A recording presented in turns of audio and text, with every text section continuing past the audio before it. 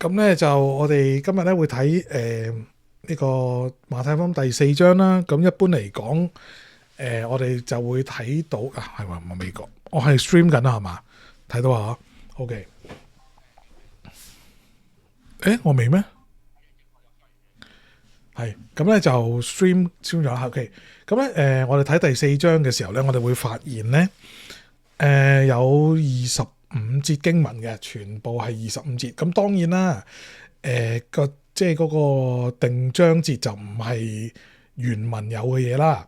咁但係咧，佢咁樣分咧都唔係錯嘅，因為佢第5章第一節就係耶穌係好明顯嘅另一個嘅即係段落嚟嘅。咁而佢洗完禮之後，即刻變咗去即係另一個 topic 就係即係當時耶穌被聖靈引導曠野，咁樣分都唔係錯嘅，即係佢都冇錯嘅應該咁講啊。咁所以咧就分咗段，呢一個係1至25節咧係四章入邊咧係啱嘅，嗰個範圍都係 OK 嘅。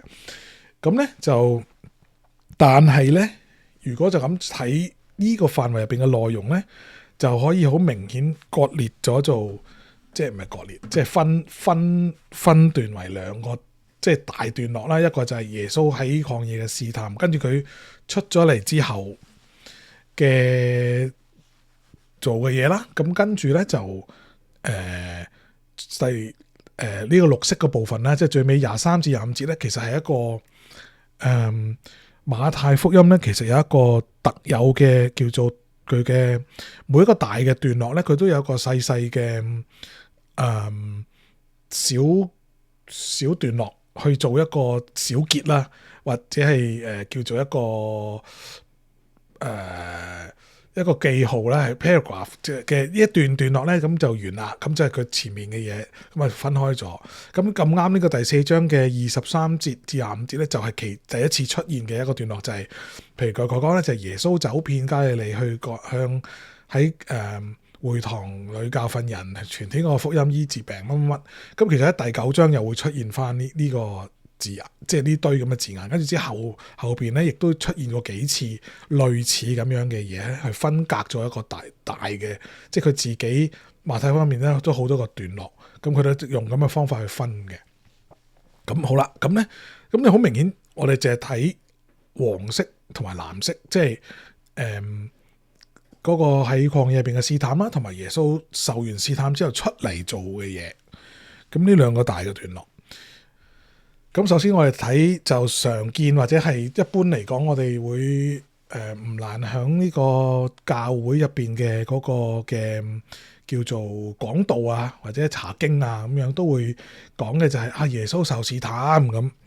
咁但係第一句咧就已經好就唔係好嘅，第一句咧就已經係比較唔容易去理解啦，就係當時耶穌被聖靈引導受魔鬼的試探咁。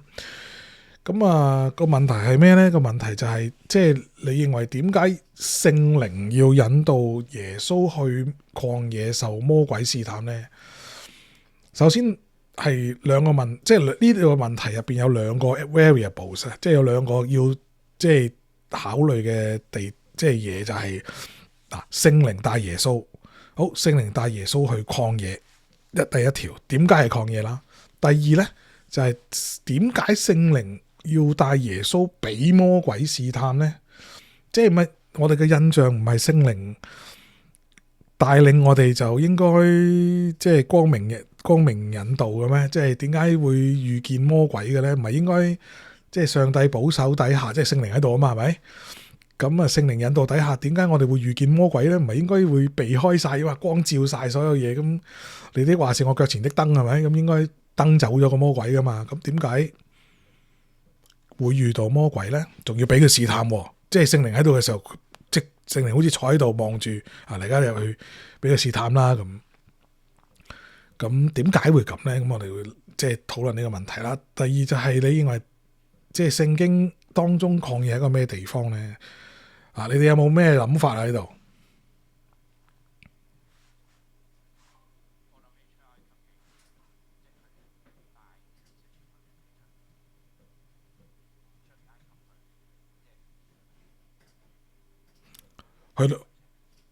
佢如果要按照佢哋對住嗰個法老講咧，就係話佢哋要即係佢要法老王咧係需要俾上帝嘅子民咧去到曠野去即係獻祭敬拜佢嘅，去出邊去咁樣做啦咁。但係問題係 OK 嗱，你覺得曠野就係代表嗰個即係出到埃及嗰個地方係咪啊？或者同出埃及有關？阿 Fish 咧，你覺得咧？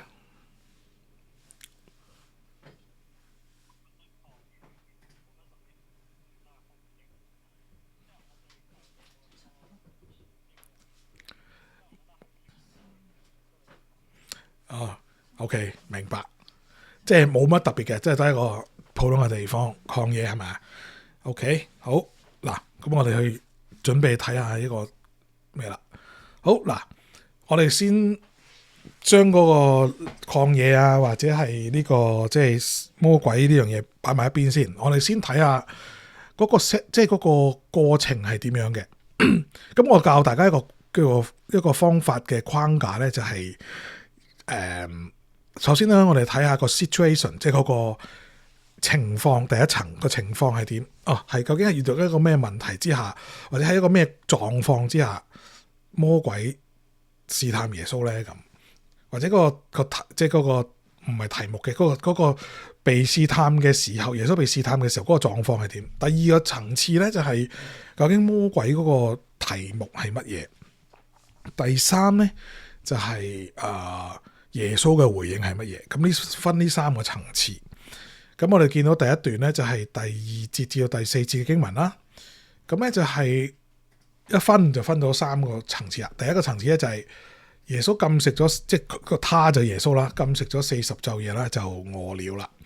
咁即係話咧係一個設定底下咧，耶穌係一個肚餓嘅狀態。咁啲人就會問啦：喂，耶穌邊有可能一個人唔食嘢40晝夜啊？你玩咩？咁係即係應該係餓死，唔係就餓了啦，係咪？有冇諗過呢個問題啊？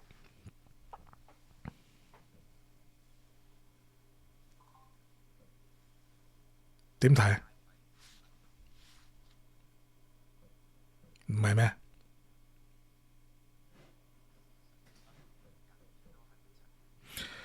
唔飲水唔係食嘢，唔食嘢應該都有幾日啦，係嘛？都有起碼幾日啦，捱幾日啫，起碼捱唔過10日啦，係嘛？即係一般你見到嗰啲即係我哋見到好多人咩絕食抗議咧，咁幾日就玩完噶啦，係嘛？耶穌40日咁有型，點解啊？我哋對禁食呢個 terms 咧，我哋比較少理解啊。你哋教會或者你哋嘅團契或者教會興唔興有禁食呢樣嘢㗎？知唔知咩叫禁食先？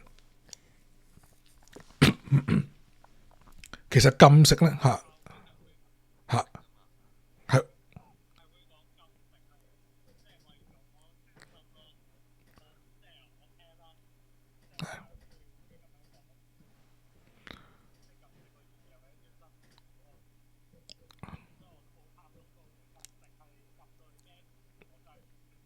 嗯嗯嗯嗯嗯，阿芝上講咩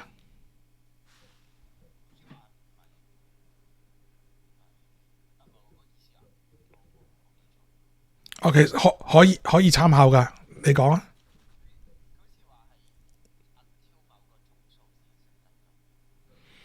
佢係日出至日落咯，唔食得。跟住餓到皮黃骨瘦，翻屋企咪可以食咯。但係就算食咧，都係好 plain 嘅。咁基督教嘅禁食咧都係一樣，係即係大概係咁啦，即係唔係完全唔食嘢喺嗰幾日，而係用一個指，即係你盡量食得好簡單，可能一個白麵包加杯水，咁跟住咁你唔食落去之後，令到你唔再肚餓就停啦，就唔會食多嘢嘅咁。something like that。咁嗰種禁食係咩意思咧？就係當然啦，嘅意義就係話專心喺上帝度咁啊。禁食係即係嗰個禮儀係咁嘅。咁但係如果咁樣就可以 extend 到40日啦。點解咧？因為只係響一個最 minimal，即係最少量化咁樣去食，而唔係完全唔食唔飲嘅禁食，係嘛？即係其實咧喺猶太嘅傳統入邊咧，嗰啲法利賽人咧都係一個禮拜有2日禁食嘅。OK， 咁啊唔係完全唔食嘢，而係嗰日食得好 plain。而嗰個基督教都有大齋期嘅，即係如果嗰啲禮儀教會都有大齋期，特別係如果你有參加即係聖公會啊、循道衛理啊咁嗰啲都會有嘅。咁嗰啲嘅禁食嘅齋期入邊咧，都係鼓勵或者係嗰啲信徒咧係你盡量食得 plain 嘅，唔係大魚大肉咁樣去食咁樣咯。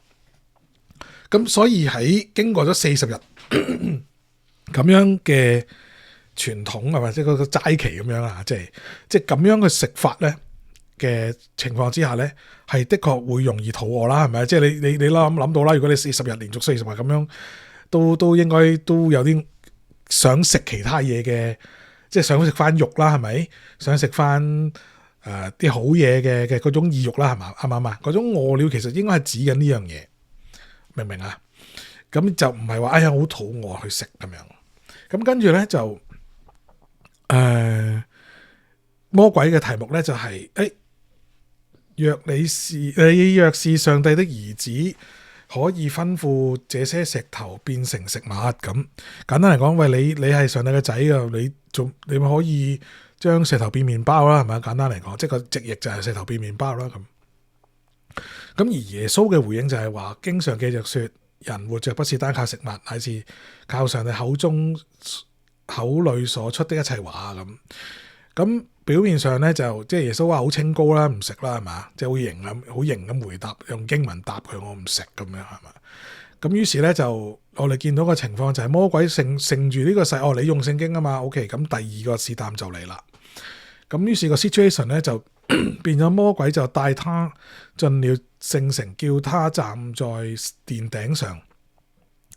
跟住魔鬼出題啦，佢話你又係，你若是上帝的兒子，可以跳下去，因為經上記着說，主要為你吩咐他的使者用手托着你，免你的腳碰在石頭上。嗱，聖經咁講啊，即係你咁中意講聖經噶啦，咁啊講啦。咁於是耶穌就已經駁經啦，佢話經常又記着說，嗱，呢個又字咧係原文真係有嘅，咁啊個又字，咁啊又咁啊不可試探主你的上帝。咁於是就耶穌又好型咁樣又用聖經去駁咗佢啦。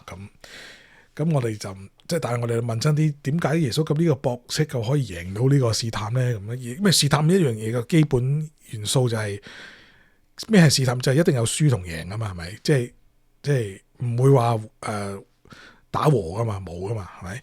咁一係就你係中計，一係就唔中計嘅啫，係咪？咁啊咁樣嘅啫。咁啊，於是耶穌咁樣答完之後又中，即係佢唔冇中計啦咁。so call 跟住我哋第三個試探咧，就會見到個 situation 就係魔鬼又帶佢去一個好高嘅山上面啦。呢個好高喺山上 ，OK？ 留意個地點喺山上面啊。咁啊，唔知點解去咗山上面喎？咁於是點解咧？因為要個 view 要好，點解個 view 要好？因為要睇晒世上嘅萬國同埋萬國嘅榮華。咁即係權力啦、錢財啦，即係總之世上嘅所有嘢嘅權柄啦，簡單嚟講，都俾佢睇。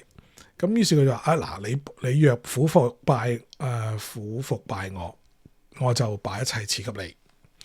咁耶穌就又好有型咁樣就話啦：今次即係加咗少少啦，撒旦退去吧，因為經上記着說，當拜主你的上帝，單要侍奉他。嗱，咁耶穌又贏啦。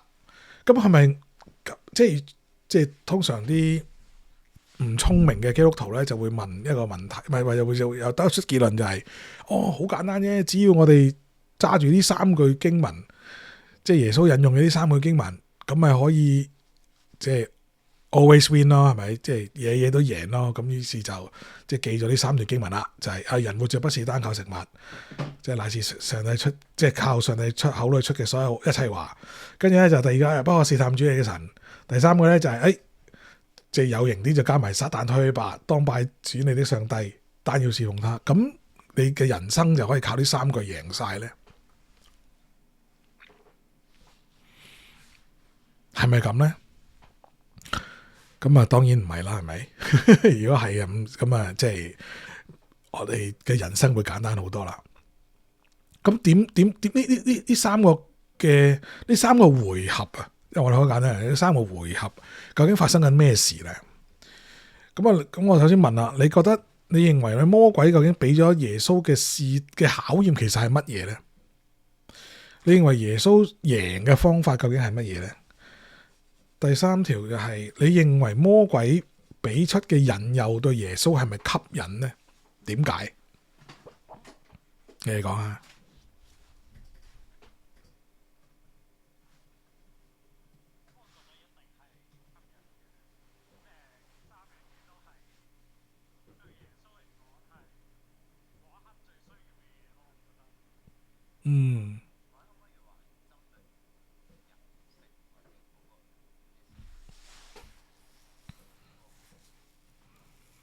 即係個神人異性入邊嘅人性係咪？咁我就問啦，嗱，如果係咁，喂，耶穌要世上嘅萬國同埋萬國嘅榮華嘅咩？咁耶穌唔係一生以奴僕嘅形象嘅咩？唔耶穌貪錢嘅咩？耶穌要世上嘅錢嘅咩？耶穌要世上嘅權係咩？會唔係取呢個奴僕嘅形象，反倒虛己，釘死十字架上咁嘛？我哋嘅理解不嬲，教會係咁教噶嘛？係咪？耶穌好即係哇，好謙卑僕人噶嘛，好 humble 噶嘛？點解又會？如果呢樣嘢係耶穌要咁，即係又唔係耶穌嘅形象喎？係咪啊？即我反倒咁樣問。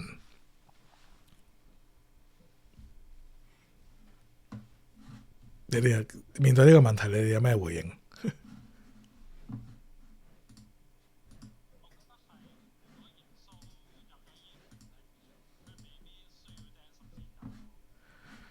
係，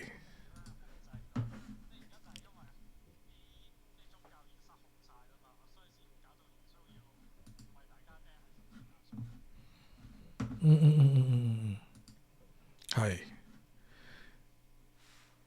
之上咧？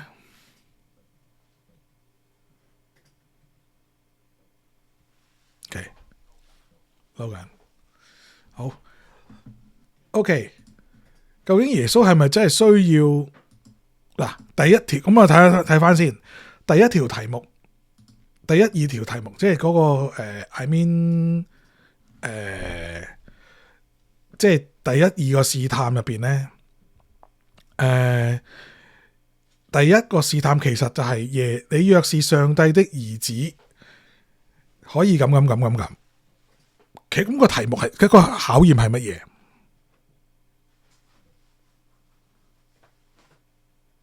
魔鬼想耶穌做乜嘢？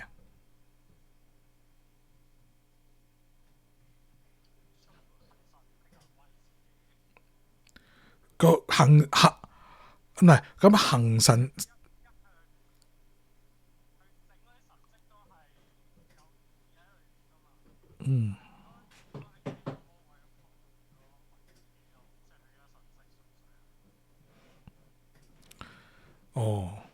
即係做神蹟一定要為人嘅，唔可以自己嚟嘅。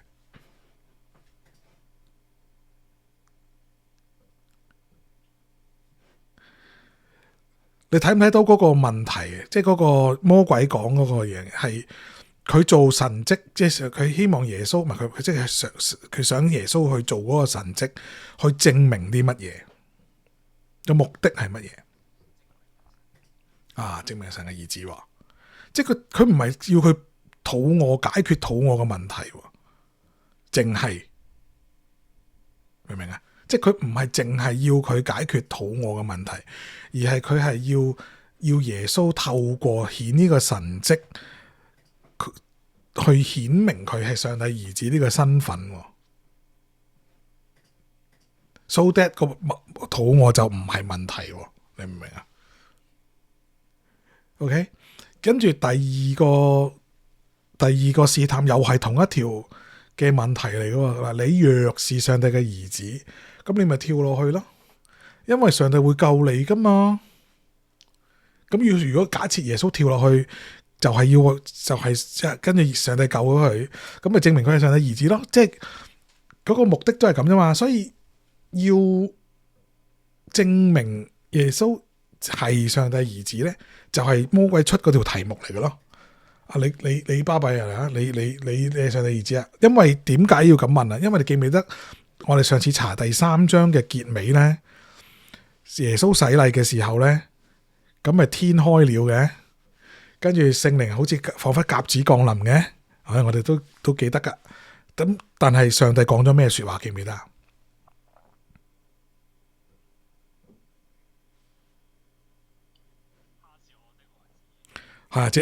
這是我的愛子，跟住有啲嘅這是我的愛子啦，係咪？我所喜悅的啦，有啲就話你即係有啲嘅福音嘅版本就加多句就係你哋要聽佢啦，係咪？咁啊個意思就係都係承認佢係上帝兒子嘅身份啊嘛。喺佢洗禮嘅時候，咁魔鬼就走出嚟話：哦，咁你係上帝兒子啊嘛，咁你證明啊 ，OK？ 你證明啊？點證明啊？第一就係石頭變麵包，第二咧就係跳落去，明唔明啊？呢兩條題目咧都係要耶穌去即係做一啲嘢出嚟，去 so that 佢能夠證明自己呢個身份，係咪？咁跟住第三個咧就係去咗第二樣嘢啦，就唔再係嗰條題目啦，即係嗰個 item 啊，嗰個咩？嗰個題目玩完啦。咁啊，佢跳咗去另個 B part 啦。OK， 個 B part 係咩咧？就係你想要呢啲嘢，跪我啊，我俾你。咁即係間接承認耶穌係想要嗰啲嘢，係咪？係嘛？即係我頭先 challenge你哋嘅原因就係，喂，我哋嘅印象耶穌唔要呢啲嘢噶嘛？咁點解而家魔鬼嗱？如果魔鬼即係咩叫試探啫？試探就係你要引嗰條友用咩引佢啊？即係引佢有做錯事，咁點解引佢啊？就係引佢想要嘅嘢嘛。阿 Fish 講得好啊，即係你梗係耶穌想講我一刻想要嘅嘢啦，係嘛？咁如果唔係就唔係試探啦，係咪先？你譬如俾隻假假，我從來都唔食，我唔食我唔食苦瓜嘅，跟住你用個苦瓜引我，喂，食苦瓜食完苦瓜我就乜乜乜啦，你就可以乜乜乜啦咁我睬你傻啦，係咪先？我都唔要。係咪？假設耶穌係唔要呢啲嘢嘅時候，佢就唔會用呢個引佢啦，係嘛？所以即係耶穌咁，即係話間接承認咗耶穌係想要呢啲嘢咯，係嘛？啊，咁真係咁我哋同我哋嘅印象好似有啲唔同啊。好啦，咁啊，跟住我哋睇啦，睇翻第一條嘅題目就係話耶穌係咪想人知道，或者佢係咪想證明自己係上帝兒子咧？嗱，喺洗禮入邊嘅過程入邊咧，耶穌已經被確認咗，被天父確認咗佢係佢嘅兒子啊嘛，係咪？咁跟住其實喺馬太福音入邊咧，或者其他嘅即係符類福音入邊咧，喺馬太入邊即係話符類啦吓，入邊都有一個記載好重點嘅，就係路加馬可都有嘅，就係彼得認出耶穌係永生兒子，宣告耶穌係基督，係永生神嘅兒子呢個身份，亦都有用呢個嘅即係嘅確認咧，作為成個福音書即係唔同福音書嘅一啲嘅轉捩點嚟嘅啊，即係確認咗之後，先至發生一啲事，先有啲咁嘅事發生，有啲某啲事嘅發生。OK， 咁我呢個遲啲講，咁係咁樣嘅，係有嘅。咁當然，咁耶穌喺當一時咧就話，即係冇否認，亦都冇咩啦，係咪？咁所以仲甚至問啊，你哋覺得我係邊個添？咁我亦啲門徒認出耶穌係上帝兒子。咁唔單止係咁，去到耶穌釘咗十字架之後，斷咗氣，而見到第27章嘅53節嗰度咧寫住，即係到耶穌復活以後，他們即係有啲人咧就復活，即係耶穌復活嘅時候咧，有啲人即係他們從墳墓裏出來，即係有啲同年代死咗嘅人咧都有復活，就進了聖城，向多人顯現。咁跟住咧就有一個百夫長一同看守耶穌的人，看見地震並所經歷的事，就極其害怕，說乜嘢啊？這真是乜嘢啊？上帝的兒子了。係即係耶穌係上帝兒子呢個樣嘢咧，係喺福音書入邊係即係想俾人知嘅嘢嚟嘅，係咪？唔係唔想俾人知，係要即係耶穌係要俾人知，希望人知嘅嘢嚟嘅。呢個亦都係我哋傳福音要俾人知嘅嘢，係咪？咁我就問啦，咁點解魔鬼叫耶穌去做呢樣嘢？耶穌就唔睬佢，但係喺福音書嘅其他地方記載呢樣嘢 ，which 呢樣嘢係耶穌想人做、想人知嘅。問題係乜嘢 ？How？ 我呢度寫咗啦，即係耶穌係咪希望人哋知道佢係耶穌係上帝兒子嘅身份呢？希望嘅。問題係 how？ 點樣呢？咁我就問你啦。點樣啊？原來就係經歷十字架咯。你見唔見到啊？當其他人、全世界或者其他即係唔係門徒啦，門徒都就第一陣啦。門徒以外嘅人要知道耶穌係神嘅兒子嘅時候，原來係耶穌經歷咗十字架。然後我哋再繼續睇第三個，呢個係第1、2條啦。咁跟住咧就係耶穌係咪要萬國嘅榮華咧？記唔記得？我哋嗰陣時喺第2次查經嘅時候，即係講第1章嘅時候咧，咪對比過即係以馬內利嘅，係咪？跟住我哋會睇過呢個馬太福音28章嗰個嘅大使命，係咪？我哋通常就會淨係直接背，所以你們要去使萬民作我的門徒，係嘛？但係就唔記得咗前面嗰句係乜嘢？前面嗰句係乜嘢啊？就耶穌進前來對他們說：天上地下所有的權柄都賜給我了。咁呢句說話即係咩意思啊？即係耶穌由頭到尾都想要咯，係咪？想要呢樣嘢，但係問題係都係嗰句啦。How？ 點樣要？都係要經歷十字架，即係話耶穌要得到上帝證明自己係上帝兒子嘅身份，同埋上帝耶穌要贏翻呢個，或者耶穌要得到呢個被賜予呢個天上地下所有權柄，係要經歷十字架嘅。OK， 咁魔鬼就係想耶穌唔經歷十字架之下 bypass 咗佢，咁就可以得到。係嘛？即係你跪我俾你啦，係咪？或者你變石頭變麵包，咪可以俾人知道你係上帝兒子啦，係咪？提供呢啲捷徑俾耶穌嘅時候，係嘛？魔鬼就即係魔鬼嘅試探，通常試探嘅特質就係等你偏離咗你原本要做嘅嘢，跟住俾個捷徑你啊嘛，係咪？咁啊，即係咁先至係一個引誘嘛，係咪？咁啊，俾到佢一個咁樣嘅情況。咁呢個就係我哋從魔鬼嗰個層面啦，即係藍色就係個 situation 啦，綠色嗰個就係究竟即係魔鬼係出嘅題目係乜嘢啊嘛？我哋了解咗個題目，我哋先可以識答噶嘛，係咪？好啦，了解咗個題目之後咧，我哋大概都知咁樣嘅。但係咧，我哋最緊要睇咩 marking scheme 啊嘛，或者答題目。marking scheme 係咩啊？marking scheme 就係耶穌俾嘅答案啦，就係橙色嘅部分。咁耶穌俾出嘅答案咧，係出自3段嘅經文，或者要經常記著說啊嘛。原來咧第一段咧就係申命記第8章3節，人活着不是單靠食物，乃是出自靠耶穌上帝口裏所出的一切話。第二個就係申命記，都係第6章16節，不可試探主你的神。第三個咧就係申命記6章13、14節。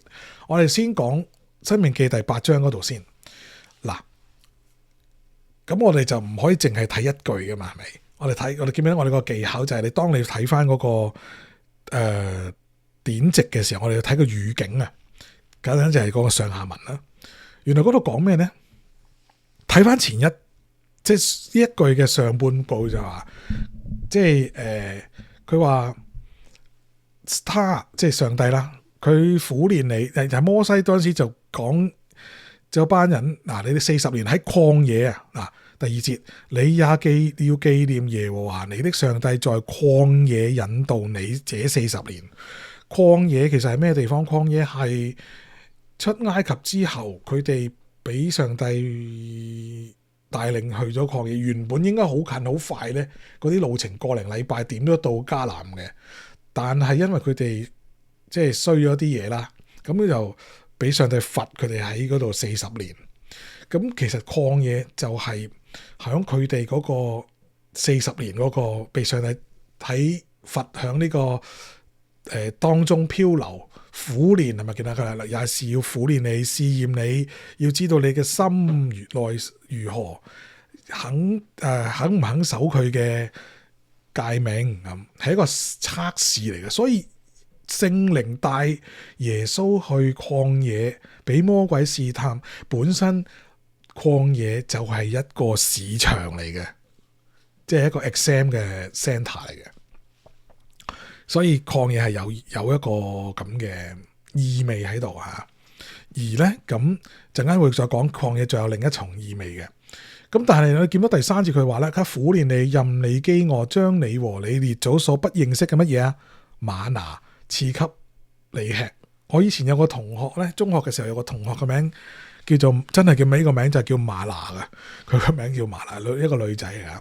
咁啊咁好明顯咁，佢阿爸阿媽都係基督徒啦，應該係天主教徒啦，咁啊改個名叫嗎哪，咁係上帝所賜嘅意思啊，但係要俾人食嘅。OK， 咁啊賜俾你食，咁啊使到你知道人活着不是單靠食物，乃是靠耶和華口裏所出嘅一切說話。咁但係咧第4節繼續睇咧就係你這40年，你的衣服沒有穿破，你的腳也沒有腫，你當心裏思想耶和華上帝管教你，好像管教兒子一樣，你要謹守耶和華誡命。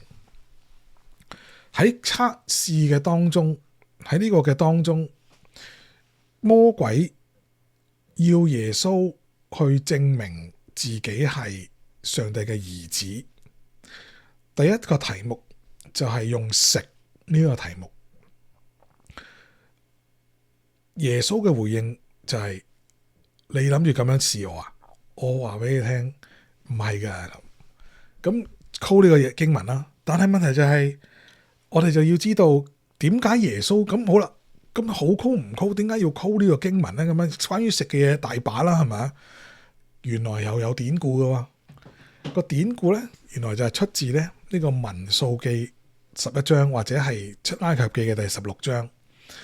咁咧原來就係嗰班以色列人咧，咁啊就即係喺一個曠野，佢哋漂流40年嘅當中嘅時候，有一次即係專登嘅記載入邊咧，就係佢哋就對住又發爛渣啦，對住摩西，佢話中間有些他們中間有些閒雜人大，唔知點解有個閒雜人啦，係咪？即係嗰啲遊手好閒嘅人啦，就大起貪慾的心。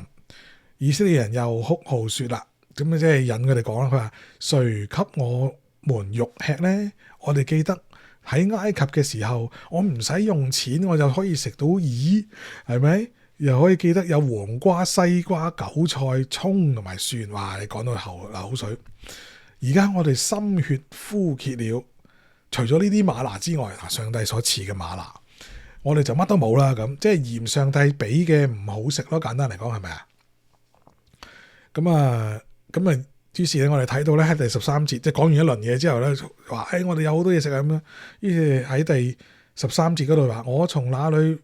即係摩西就對住上帝講：喂，我喺邊度揾啲肉俾佢食啊？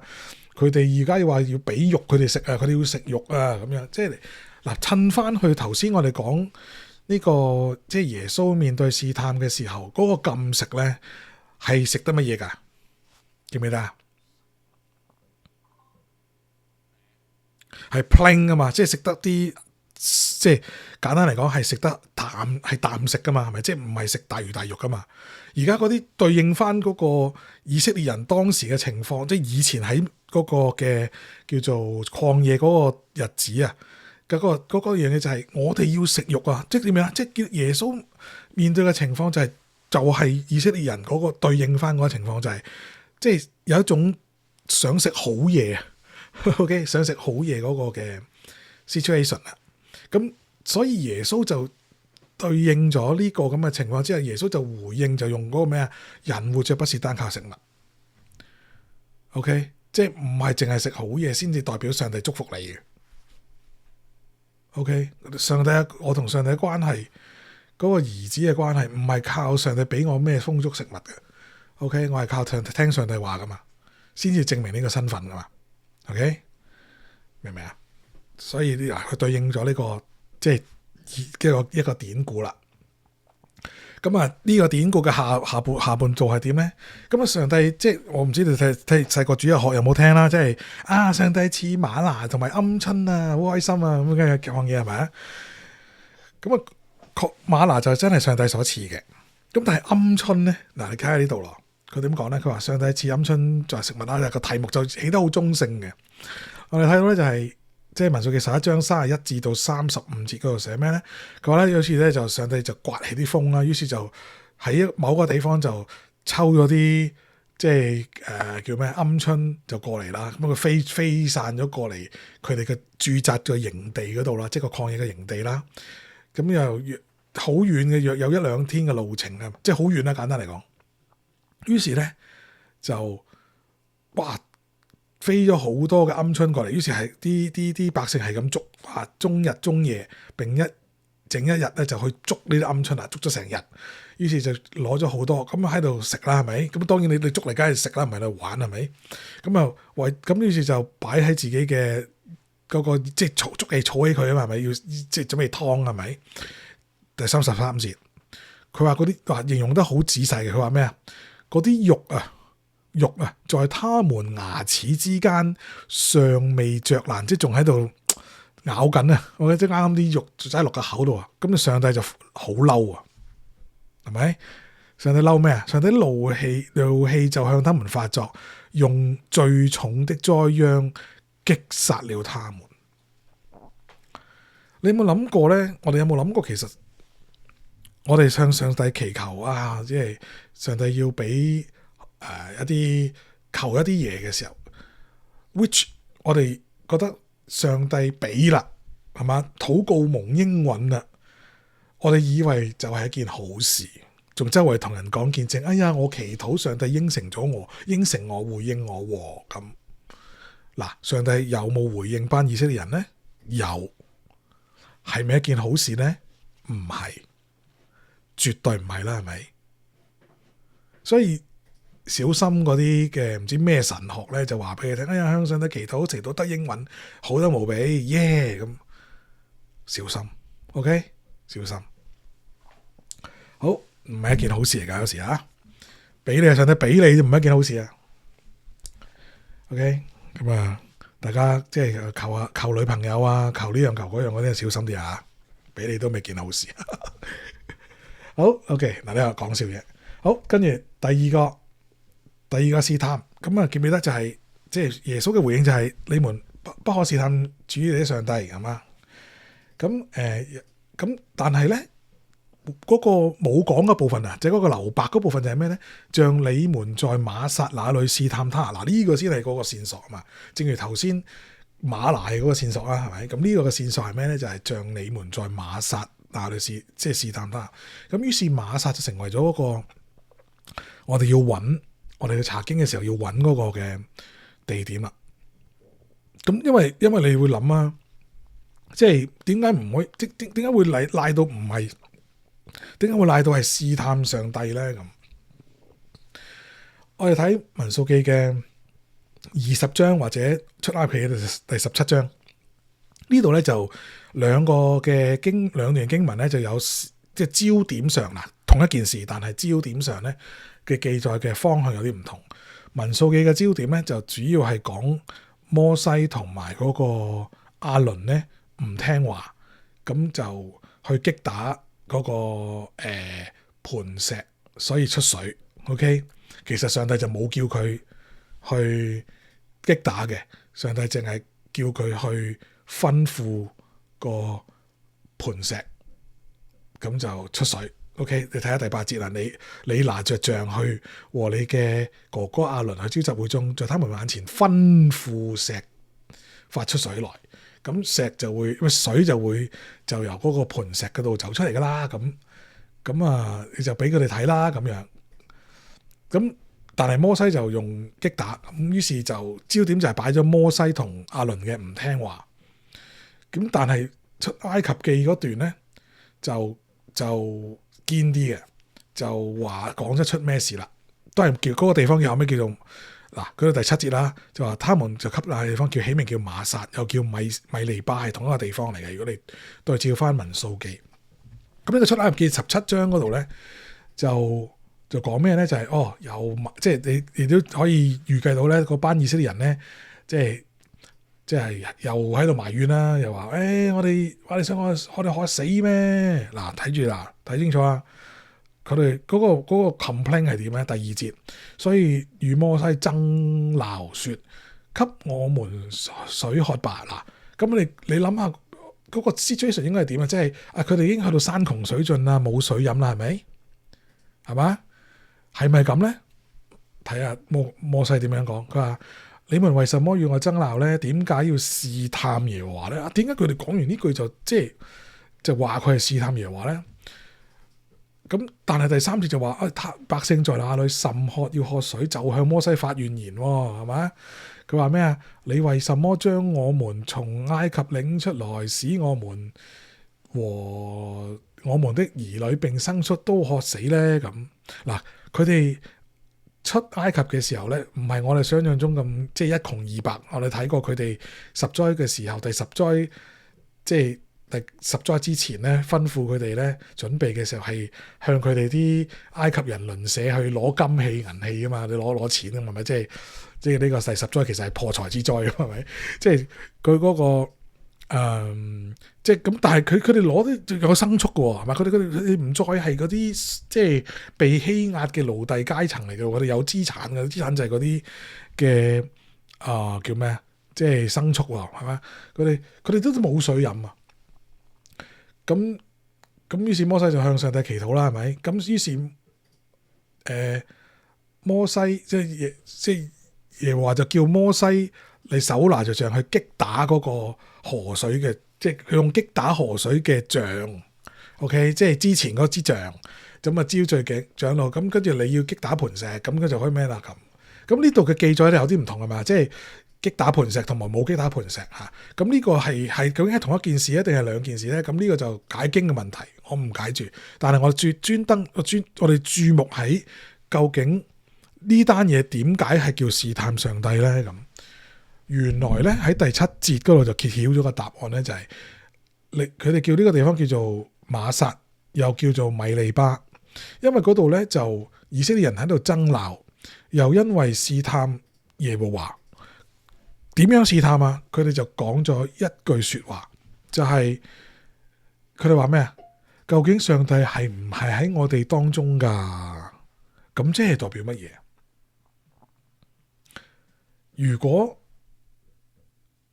即係佢係即係如果呢個說話嘅意思，即係佢係咪話嗰班會眾就係對住摩西講：喂，如果上帝喺我哋當中，我哋就咪渴死啦！你上帝都堅定留嘅。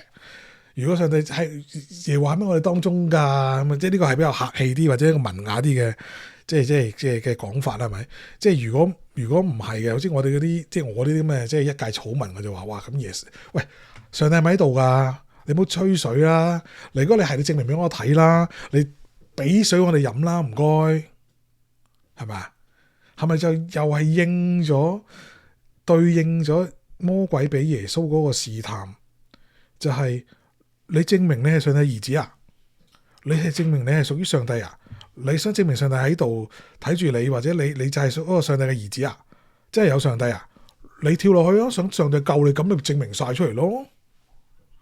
係咪想透過 trigger 上帝去做一啲嘢，去上帝要被動地俾你即係俾你呢個嘅威脅威逼去 push 佢，去做一啲嘢去證明佢嘅存在，或者證明你嘅身份啊？係咪？呢個就叫做試探上帝啦，明唔明啊？我哋都成日都唔明咩叫做試探上帝，原來咁樣就係你要 push 上帝。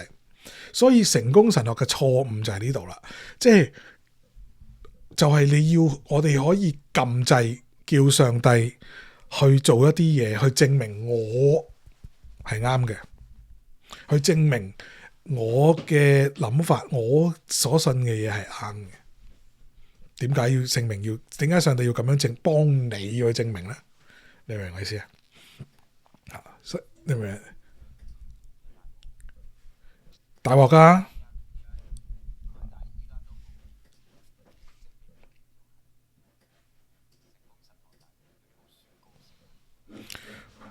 係啊，嗰啲呼喊派啊嘛，係咪？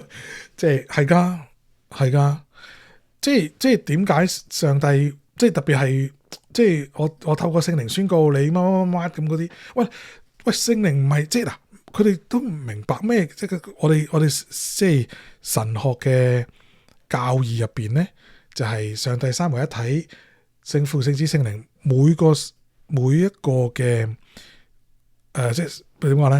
聖父、聖子、聖靈各自有自己嘅位格啊嘛 ，persona， 即係有個自己嘅即係個性啦，你可以咁講啊，即平民啲去嘅講翻就有自己嘅主體性格嘅，即係或者就自己嘅即係諗法意念，我唔可以監粗逼佢。你諗下，如果我可以命令佢做嘢，咁邊個係主咧？請問我咯，係咪啊？我要佢去幫我證明你係邊位啊？你明唔明啊？所以咁樣就係試探上帝啊，明唔明啊？咁但係問題就係，你記唔記得頭先就係我哋點樣可以即係耶穌係點樣證明自己係上帝兒子啊？十字架啊嘛，聽上帝話，跟上帝嗰套，唔係上帝跟你啊嘛，調翻轉啊嘛，係咪啊 ？OK， 所以有時我哋要小心我哋嘅祈禱，究竟我哋係想上帝跟我啊，定係我哋跟上帝？係咪？我哋成日都聽到人，你掠啊，你求上帝，上帝就即係一定會俾你嘅，咁係咩？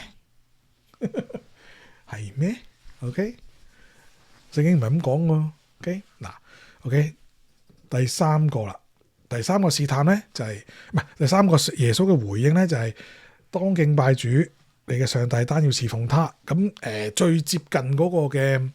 即係嘅，應該咁，即係一般嘅認為咧，都係出自呢一節嘅，就係、是《申命記》6章13節，就係、是、你要敬畏耶和華你的上帝，侍奉他咁。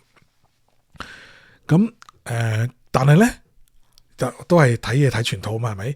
就指著佢嘅名起誓，咁即係你要跟佢啦，係咪？簡單嚟講，即係指著名起誓，即係話有上帝監察住我啦。簡單嚟講，好啦，咁你14節嗰度話咧就。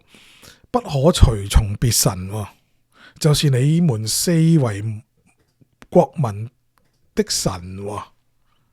咦，原來魔鬼叫耶穌跪佢，跟住拜佢嘅時候，其實係涉及呢樣嘅問題。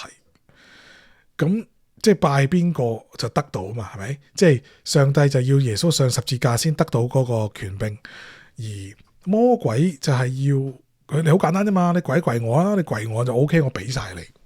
嗱，我相信魔鬼都係個守信用嘅人啊，係咪？咁啊，佢會俾嘅。如果耶穌真係跪，但係問題就係嗰局就輸咗啦。點解？因為耶穌就係跟隨咗嗰個嘅，即係魔鬼嘅，即係簡單嚟講就跟咗別神啦，係咪？好，咁究竟呢單嘢係又出自邊度咧？就亦都喺曠野入邊咧，喺民數記第25章就。有單嘢就係咁樣嘅，就係、以色列人咧去到一個地方係摩押嚟嘅，就係咪摩押附近啦？係嘛？係嘛？就係叫什亭。咁你留意呢個什亭，基本上喺嗰個如果你心水清咧，基本上喺嗰個士師記參孫嗰個故事都有出現呢個地方嘅。咁啊就百姓咧與摩押女子行起淫亂咁當然。即係呢個淫亂有兩個層次啦。第一個層次就係究竟係拜神啦，即係嗰種即係宗教上嘅淫亂啦，定係即係肉體上嘅淫亂咧？咁啊，大家都咁滿咗18歲，咁我直接講，即係可以直白啲講啦，陣間。咁啊，因為這女子叫百姓來一同向他們的神獻祭，百姓就吃他們的祭物，跪拜他們的神。以色列人與巴力毗珥聯合，耶和華的怒氣就向以色列人發作。嗱，呢度都仲未講佢哋做咩？拜神啫嘛，係咪？咁啊，係啦。咁拜神都唔啱咯，拜偶像唔啱咯，係咯，唔啱咯咁。但係咧就最妙咧就係我哋繼續睇落去啦，第6、7、8節嗰度啦。佢話咧，摩西和以色列會眾正喺會幕，因為即係當時有一班人，即係有領袖階層咧都去咗即係拜偶像嗰啲嘛。咁於是好多人都即係應該即係上帝有怒氣啊嘛，咁梗係有啲事發生啦，可能有即係疫症啊，或者點樣喺佢哋當中發生啦。咁咧就當佢哋喺度喊緊嘅時候咧，點知咧就有以色列人的一個人，當他們眼前喺佢哋面前做咩啊？帶着一個米甸女人到他弟兄那裏去。咁有個女人就即係俾一個人帶咗去邊度啊？咁呢個祭司亞倫嘅孫子以利亞撒的兒子，即係亞倫嘅孫啊，叫做菲尼哈，就睇見呢單嘢，咁咧就喺嗰個會幕嗰度咧就走出嚟做咩啊？手拿着槍，咁當然唔係即係而家嗰啲即係點3-8嗰啲手槍啦，係咪？係嗰啲即係飛出去嗰啲射標槍嗰啲標槍 ，OK？ 做咩啊？就係跟隨嗰個以色列人咧，就入到嗰個一個地方，一個亭入邊啦，或者一個帳幕入邊啦，簡單嚟講，喺嗰度做咩啊？就將呢個以色列人同嗰個女人由腹中刺透。咩意思啊？有冇人可以理解到呢句藍色 highlight 咗嘅中文啊？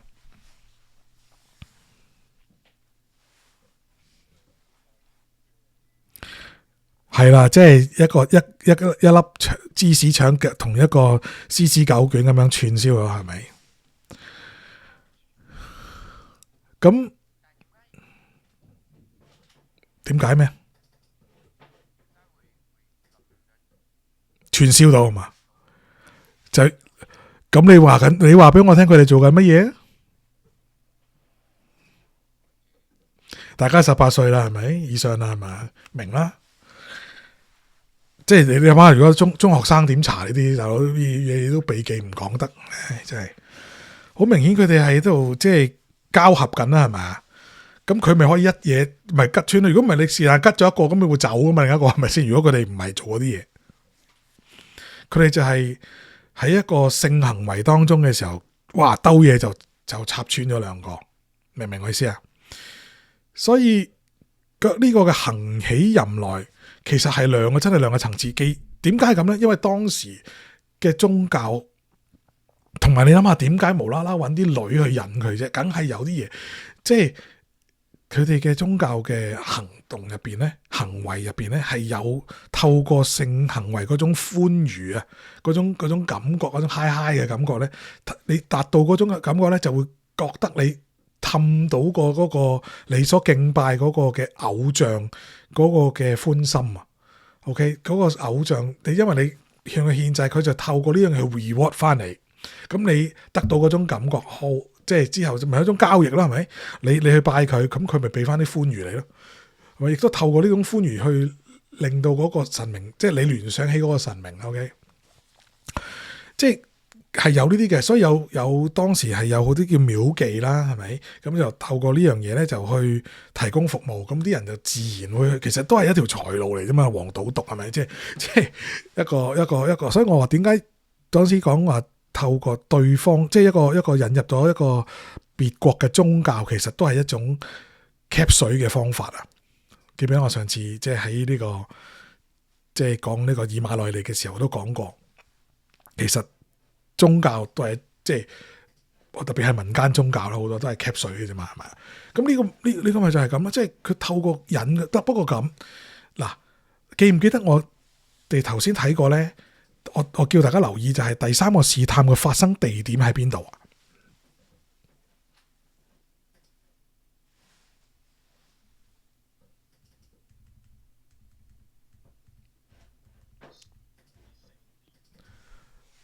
No no no，第二個先係，見唔見到第三個係咩啊？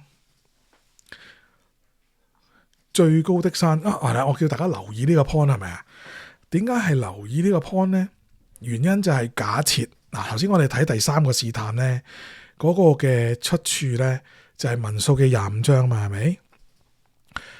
如果你有心機，假設你有心機去睇民數記嘅話，其實民數記呢只係得2章記載 number 嘅咋，其他都係古仔嚟嘅，好有趣嘅。OK， 咁呢就你會發覺呢，25章之前嘅22、23、24啊，應該係啦，嗰3章呢，就係記載呢另一幕啊，其實同時間發生嘅，就係喺山上，喺一座山上邊發生嘅一幕。所以山上同山下呢係兩個境況嚟嘅。山上發生一啲事，山下呢就以色列人呢行淫亂。咁山上發生咩事呢？就係我唔知大家記唔記得，你哋細個可能睇主日學有一個嘅故事，就係有一個先知叫做巴蘭，咁咧就摩押王咧就揾佢去詛咒嗰啲以色列人，於是佢就走上山上邊咧就詛咒，咁佢收咗人錢啊嘛，係咪要做嘢係咪？咁佢出發嘅時候咧，嗰隻驢仔同佢講嘢唔好啊，咩即係有天使去殺佢咁樣，咁啊結果佢因為收人錢要做嘢係咪？結果咧佢都要去，咁但係去咗咧，因為佢知道上帝喺度嘅緣故啦，一個先知嚟嘅，但係佢又衰先知嚟嘅，因為收人錢去咒詛以色列人。咁於是咧，佢就咒詛變咗祝福啦。於是喺山上面祝福佢哋，但係咧，即係因為上帝嘅緣故啦，咁佢焗住驚啊嘛，所以就祝福咗佢哋。咁你諗下啦，咁你係咁於是重複呢個循環3次，就喺山上邊即係祝福咗佢哋以色列人3次。咁但係喂，你收得人錢，收得嗰個皇帝嘅摩押王想咒咗佢哋啊嘛，咁你又做唔到喎，咁點算咧？咁個摩押王會揼佢啦，係咪先？或者即係你諗下，即係都唔會有好下場啦。咁你收人錢係咪要做嘢啊？嗱，俾你會點做啊？有冇創作力量同幻想？喂，人哋知佢住邊啊 Sir， 點走啊？人哋知嗰個。人哋國王有兵噶嘛，揾到你噶嘛，你成世走咯咩啊？係啊，就算係啊，佢 send 條橋俾佢，你咁 send 條咩橋俾佢？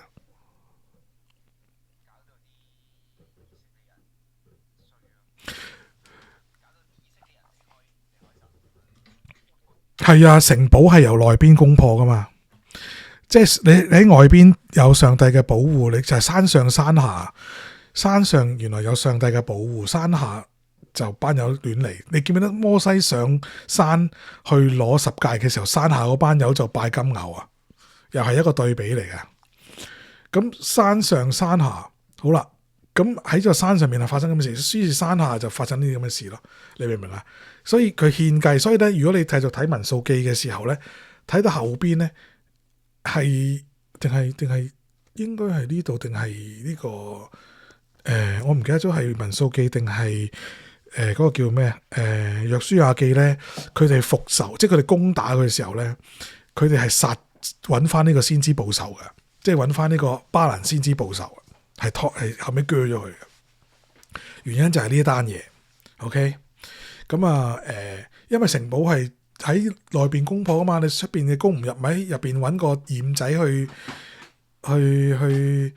開門咯，係咪？即係揾個木馬出嚟嘅啫嘛，係咪？木馬屠城就係咁解，揾個驗仔啊，即係總之揾到個驗仔啦。OK，咁原來揾班女去引佢哋班友就自己冧啦。唉，真係簡單，都唔使搞咁多嘢。OK，咁耶穌嘅對應係乜嘢咧？就係即係當然耶穌魔鬼俾耶穌個對應就唔係揾條女出去引佢啦，係咪先？耶穌面對嗰個對應就係耶穌要得到嗰個嘅萬國嘅榮華，而佢哋就係即係魔鬼提供嘅方法就係拜偶像，而對應翻呢個拜偶像嘅失敗，耶穌勝過咗。OK， 就係唔拜咯。我知道自己用十字架嘅方法去換咯，係咪？咁呢三個就咁樣對應啦。咁原來耶穌嘅嗰三個特登咁樣嘅記載嘅，即係我諗唔係淨係得三個嘅，係咪？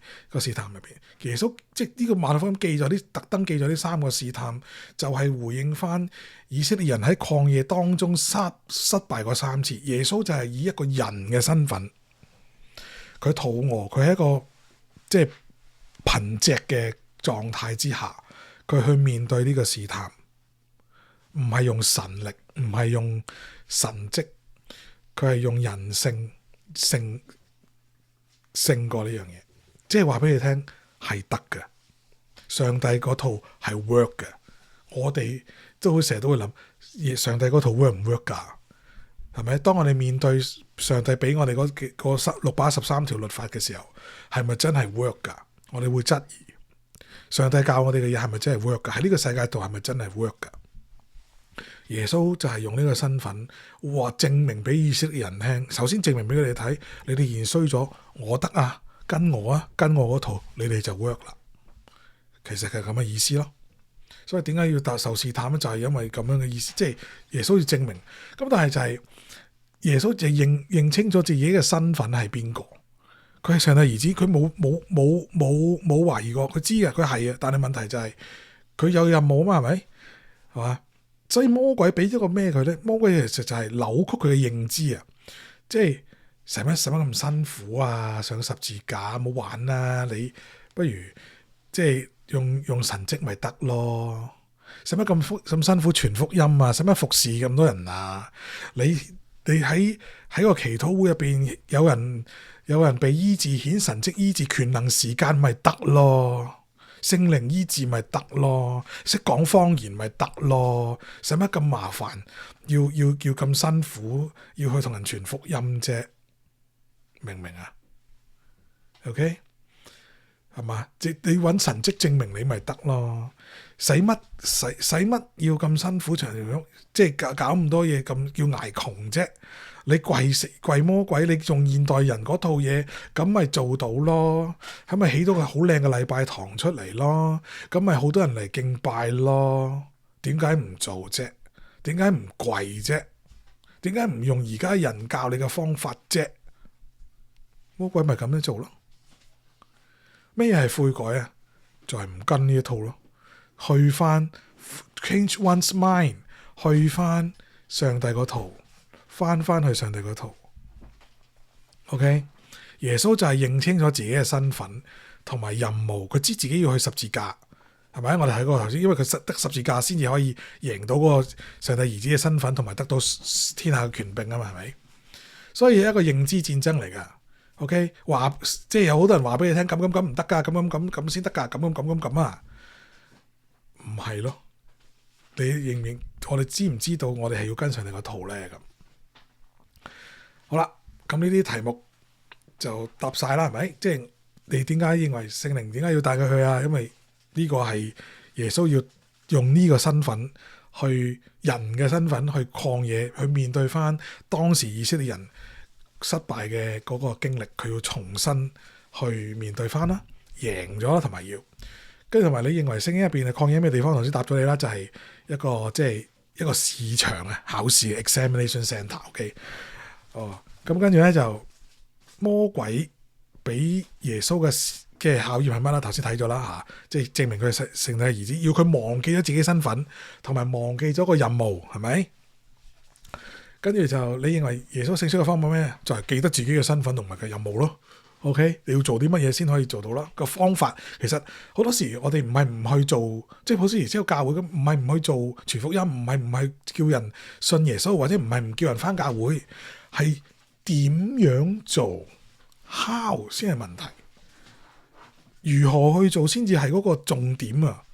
係咪？唔係起一個好勁嘅禮拜堂就叫到人信耶穌，唔係要行神蹟權能醫治先叫到人信耶穌㗎。係你點樣活？係我哋啲基督徒點樣好清楚理解自己嘅信仰之後，講得出做得到，咁先至吸引到人信耶穌，啱唔啱？唔係嗰啲嘢。好啦，你認為魔鬼俾出嘅引誘對耶穌係咪吸引咧？咁頭先講咗啦，如果耶穌唔係要嗰啲嘢，佢就唔會咩啦，係嘛？即係我哋要明白個 definition of 引，即係試探係咩？個試探就係揾一樣你想要嘅嘢去引你啊嘛，啱先？咁如果唔係嘅，唔係啦咁嚇。OK， 好。咁啊，未完啊 ，one more thing 啊，即係我好中意呢個 slogan 叫 one more thing，就係蘋果成日咧都會有新嘢嘅，即係好啲重要嘅嘢或者啲堅嘢出嚟嘅時候咧，就會用呢個 slogan one more thing。咁係乜嘢咧？就係我哋用一個技巧，就係叫做，亦都好危險嘅呢個技巧，就係即係唔容易用啊，因為好容易用錯嘅，就係聯想去一個遠端嘅對比。嗱，我哋今日同一個題目就係講試探啊，係咪？咁聖經第一章，第一卷書入邊，撒旦咪即係嗰條蛇咪就係引試探咗嗰個夏娃咯，大家記得㗎係咪？咁可唔可以做一個對比咧？揾到一啲相同嘅嘢咧？咁呢個係一個嘗試，你可以即係呢個係一個技巧去嘗試，係咪得唔得唔知，未知㗎係咪？試過先知。咁唔係話佢一定係咁，而我哋試下係咪揾到一啲我哋會見到嘅嘢。咁啊，記得佢條蛇第一句就同佢講啦，佢話咧對住夏娃講啦嚇。咁啊，上帝豈是真說不許你們吃園中所有樹上的果子嗎？嗱，如果係一個認知戰爭嘅角度去諗，即係扭曲咗一啲說話，或者一啲即係簡單嚟講，係咪 fake news 啊？咁蛇講嘅呢句說話係咪 fake news 嚟㗎？係咪 fake？點樣 fake 緊夏娃？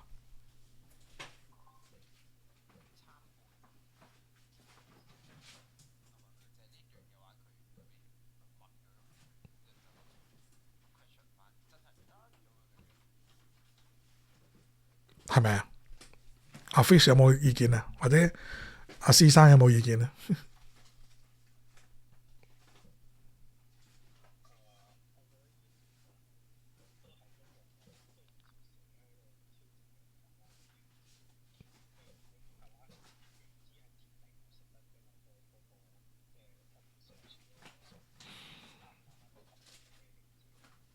即係你大家都認為佢係一個 true or false， 即係個問題係 true or false， 即係究竟係食得定唔食得，係咪啊？大家 miss 咗一個喺呢句說話入邊咧 ，miss 咗一個好重要嘅 point。上帝吩咐亞當嘅時候，係園中所有果子你都可以食，唯獨嗰棵分別善惡樹嘅唔食得啊嘛，係咪？咁你見嗱埋嗰條蛇講乜嘢？係唔係唔食得邊啲啊？所有樹上的佢 twist 咗啲嘢，知唔記得？魔鬼又喺度玩認知戰爭。佢首先唔係要你諗起，唔係要你諗起嗰棵嘢，而係諗係咪唔食得所有啊？扮傻佢係咪？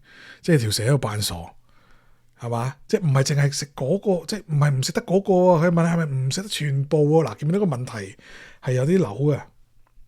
而咧，見唔見到嗰個共通點同耶穌嘅試探嗰個共通點？第一個係咩啊？都係食啊，都係食啊，見唔見啊？都係食啊。咁啊，嗰個食嘅問題啦。咁啊，咁我哋睇下夏娃點答啦。夏娃就話咧，園中樹上的果子我們可以，佢知嘅，OK， 佢知嘅。咁啊，唯有園當中那棵樹，嗱，佢知道邊棵啦，那棵樹 that 的果子，上帝曾說你們不可吃，也不可摸，免得你們死。嗱，我而家唔睇，即係唔翻轉頭睇經文，我費事顯示出嚟。咁但係咧，我話俾你聽咧，就係其實當時即係上帝吩咐咧，係吩咐亞當啊，當時未做夏娃出嚟嘅，就係話你唔可以唔可以吃，因為係吃嘅日子必定死，就冇講唔可以摸嘅。呢個唔可以摸咧，就係好明顯係亞當加上去嘅。咁即係佢可能覺得，呢個女人好煩啊。就我不如即係再隔遠啲吓，唔好摸都唔好摸啦。咁你摸都摸唔到嘅時候就唔會食啦，係咪？即係亞當係一個即係設立咗一個 buffer，即係一個緩衝區，就係佢哋摸都唔好摸，咪佢唔會食咯，係咪？即係其實一個好似好聰明嘅方法嚟㗎，係咪？而咧夏娃係知嘅，即係我哋都見到夏娃係知嘅。咁嗱，見唔見到夏娃係間接引用緊上帝嘅說話，係咪？見唔見啊 ？OK， 跟住咧，蛇就反駁啦，就反駁，即係或者用上帝頭先嗰句說話去反駁啦。你記唔記得？頭先我哋睇馬太福音第二個嘅試探入邊咧，都係質疑，即係上帝係唔係真係即係咁？即係嗰個試探係試探上帝嘅試探啊嘛？嗰個試探記唔記得民數記點講啊？或者個出埃及記點講啊？上帝係咪真係喺我哋中間嘅 ？OK， 咁佢咪扭嗰句說話咯？即係上帝係咪真係咁咧？係咪真係會死咧？你哋唔一定死嘅噃。你見唔見到個性質好似啊？即係都係扭上帝嘅說話。OK， 係咪真係真嘅？唔一定死嘅啫，唔係咁嘅。OK， 嗱，呢個第二個試探，唔係即係對應緊第二個試探。跟住蛇未講完嘅噃，仲有第三，即係仲有啲說話。佢話咧，因為上帝知道咧，你哋食咗嘅日子咧，眼睛就明亮了。好似佢哋之前係大近視定係即係白內障啊？即係你哋便如上帝能知善惡咁。喂，咁首先好明顯咧，就即係嗱，我問下大家啦，響夏娃未食禁果之前，即係呢個 moment，OK？夏娃亞當知唔知乜嘢係善，咩係惡？簡單嚟講就係乜嘢係好，咩唔好，咩係啱，咩唔啱，知唔知噶？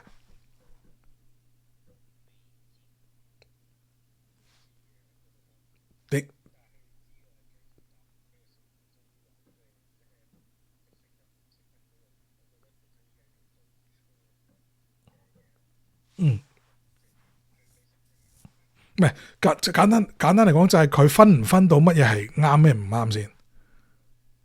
佢知噶嘛？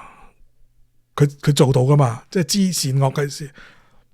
佢嘅意思就係話佢當蛇去問佢嘅時候，佢識答噶嘛？上帝覺得呢樣嘢係唔得噶嘛？係免得你們死嘛？所以佢冇自己去做，先佢冇自己做咯。所以話免得你們死嘛？佢知道死係唔好噶。佢知道食咗會有後果係唔好噶嘛？咪即係知道善惡啦，係咪啊？佢知嘅，你見唔見啊？佢明明係知嘅，咁但係蛇就話：你哋唔知啊，係咪一個即係又係認知戰爭？就係你哋係即係佢講到就係你上帝有啲嘢收埋咗，係唔俾你知啫。其實佢唔想你咁啫嘛，係咪？即佢。咁可以點啊？咁就係跟蛇嗰套方法，你去食，咁咪好，咁咪即係你可以好似上帝咁咯。你明唔明啊？佢個引誘就係即係你聽邊個講，你信蛇嗰套定係信上帝嗰套？蛇講唔一定死嘅。因為上帝唔想你聰明啫嘛，唔想你眼睛明亮啫嘛。其實佢哋從來隻眼都睇得好清楚噶，係咪？佢哋隻眼睇得好清楚噶，邊啲係邊啲個，佢哋冇大近視，冇白內障。即係上帝創造人應該好 perfect 噶嘛，唔係啲人有白內障噶嘛。即係唔係睇唔到嘅，睇到嘅，佢哋知邊個果打邊個果噶喎，佢分得到喎，唔係就唔會即係知道邊啲果唔可以行埋去啦，係嘛？所以你見到又係對應翻嗰個耶穌嗰個試探，就係又係嗰三樣嘢，就係即係扭曲咗嗰個即係想食唔想食嘅問題啦。第二個就係唔係要試探上帝咧？唔一定死嘅。你證明俾我睇啦，係咪？即係證明俾我睇，即係食咗之後有後果，咪就證明到咯。咁就大件事啦，係咪先？咁第三樣嘢就係，即係聽邊個講咧？聽條蛇講，你信蛇嗰個詮釋就係因為上帝玩你啫，上帝唔咩嘅。其實想你咁，你明唔明我意思啊？就係咁樣三樣嘢，究竟你信上帝定係唔信上帝嗰套？你信即係好似耶穌信上帝嗰套，就係你上十字架所有嘅權柄就係你嘅，定還是我哋信蛇嗰套跪佢啊？就係你嘅。夏娃咁嗰個版本就係你食啊，上帝唔想你咩啫？邊個講嗰套？你信邊個講嗰套？記唔記得啊？其實係對應翻創世記已經出現咗嗰個試探，由頭到尾，即係其實魔鬼由頭到尾嗰個招數冇變過噶。佢試探夏娃係咁，佢試探嗰啲以色列人係咁，佢試探耶穌都係咁。咁所以如果佢試探我哋咧，都會係咁噶咋？明唔明啊？即係萬變不離其宗，都係呢招噶咋。咁係啦，所以即係大家即係呢個即係勝過試探嘅方法，頭先講咗啦，就係你明白自己身份啦。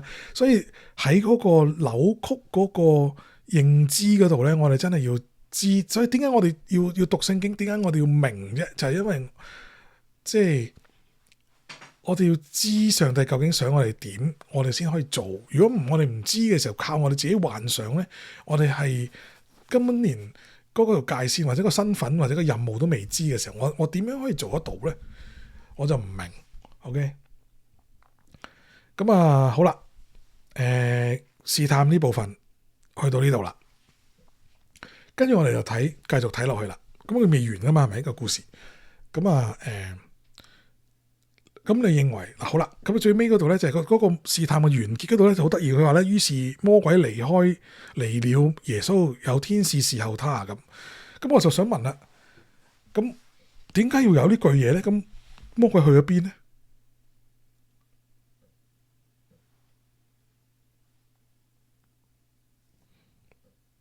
你有咩諗法咧？好難答啊！魔鬼去邊？點解有佢咁嘅嘢喺度？咩意思？係魔鬼不在就係。咁我係啦，咁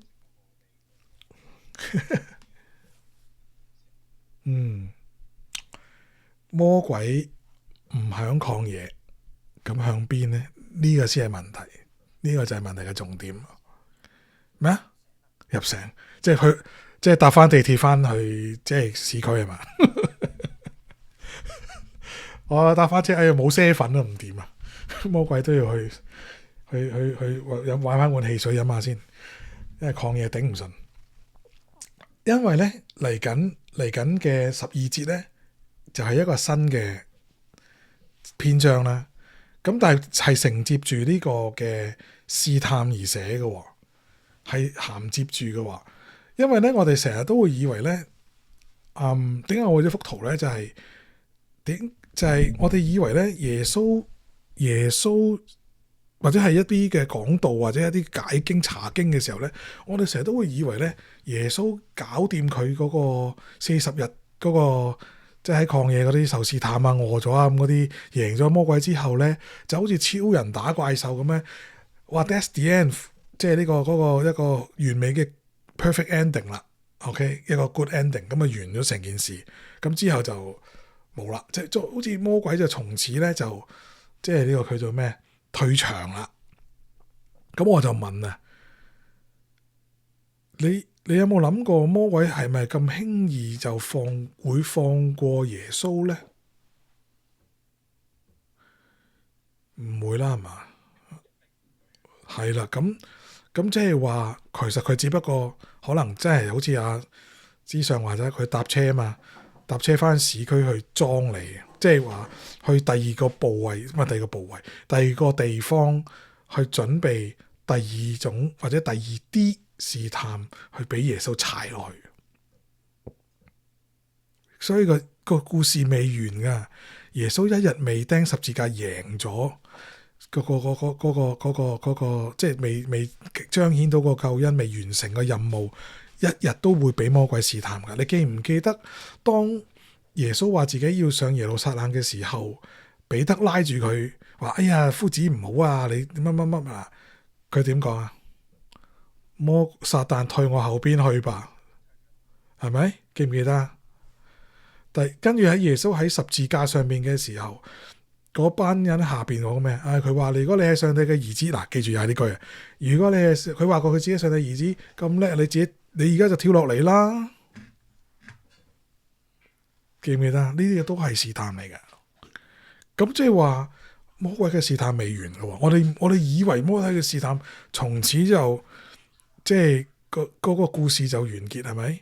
未完嘅，原來千祈唔好以為超人打怪獸就個怪獸死咗，跟住就完咗個故事。未啊，未完噶。嗱，我哋睇下12節，耶穌聽見約翰下了監，就退到加利利去。我問嘅問題咧就係，嗱，如果一般嘅嗰個咩氣氛啊，嗰個 mood 啊，即係嗰個係啦個氣氛就係耶穌已經認定咗自己要去釘十字架，大家都知係咪？即係佢頭先都即係我哋透過嗰個試探贏咗，佢知道自己嘅身份係要釘十字架嘅，任務係釘十字架。佢要去釘十字架地方嗰係耶路撒冷啦，係咪？要得罪嗰啲人先可以上到去噶嘛？咁啊，咁就係問題就係，既然係咁啦，咁應該要衝啊，係嘛？咁點解呢度用嗰個字眼係點解耶穌喺贏咗魔鬼好勁啊嘛？係咪即係滿有能力啊，充滿聖靈，哇巴巴閉啊嘛？咁點解會選擇退咧？唔係應該好勁嘅咩？一鼓作氣啦，即刻搭的士去，搭 Uber 去耶路撒冷啦。喺佢講嘢之後，搭 Uber 去耶路撒冷，即刻上十字架。唔該，夠鐘啦，上十字架，係咪咁啊？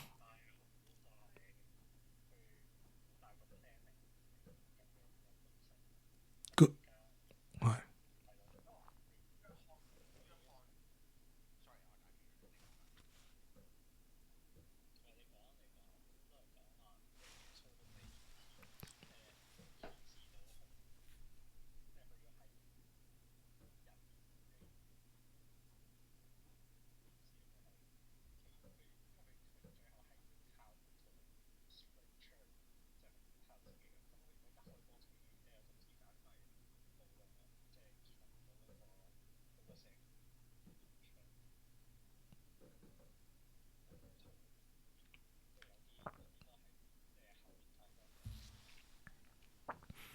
之上咧，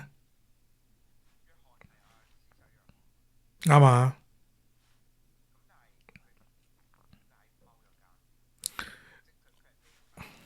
哦，根據嗰個後邊嗰個嘅，即係唔係有啲人嘅解釋咧，即係解經家嘅解釋咧，就係咁佢得罪人啦，係咪？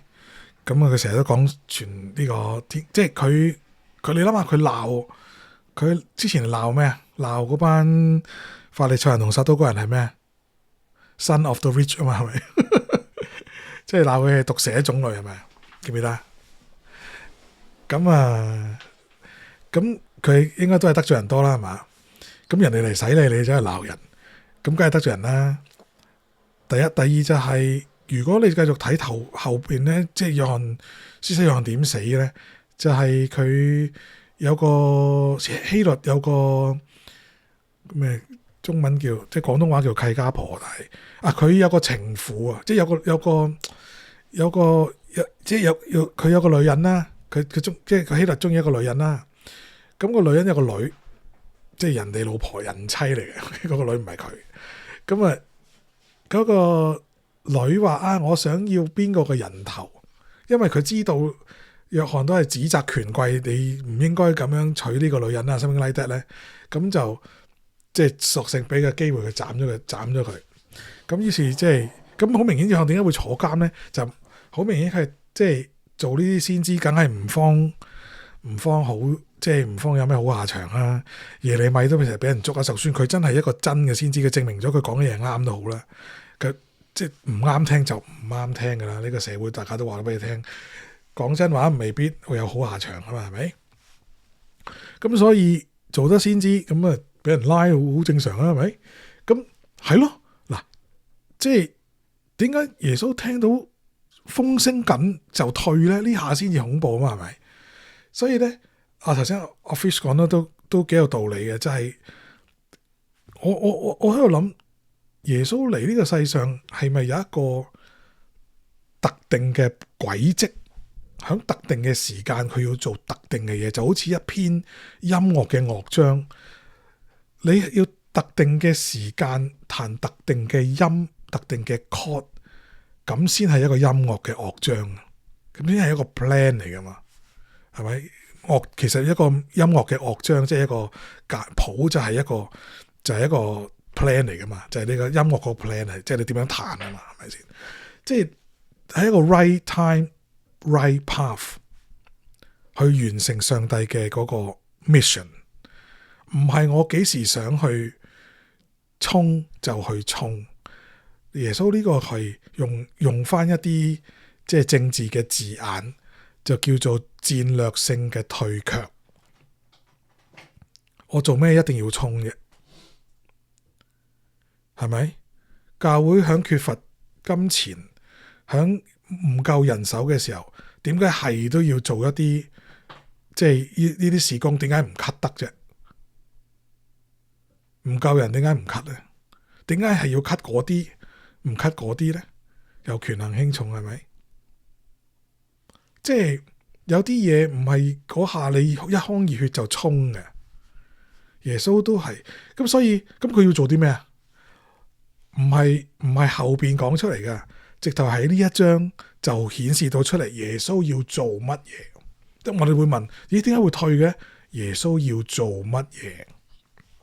就喺呢一章度已經講咗啦。嗱，17節我哋可以睇到咧，就我唔解嗰啲嘅即係先知嗰個嘅預言嗰啲嘢，嗰啲都係嗰啲意思嘅啫。咁但係17節嗰度講話，即係佢承繼咗約翰嗰句說話啦，天國近了，你們當悔改。即係佢承繼咗約翰呢個施洗約翰嗰個傳福音嘅工作啦，係咪？而咧之後做咩？就係佢去招收門徒咯。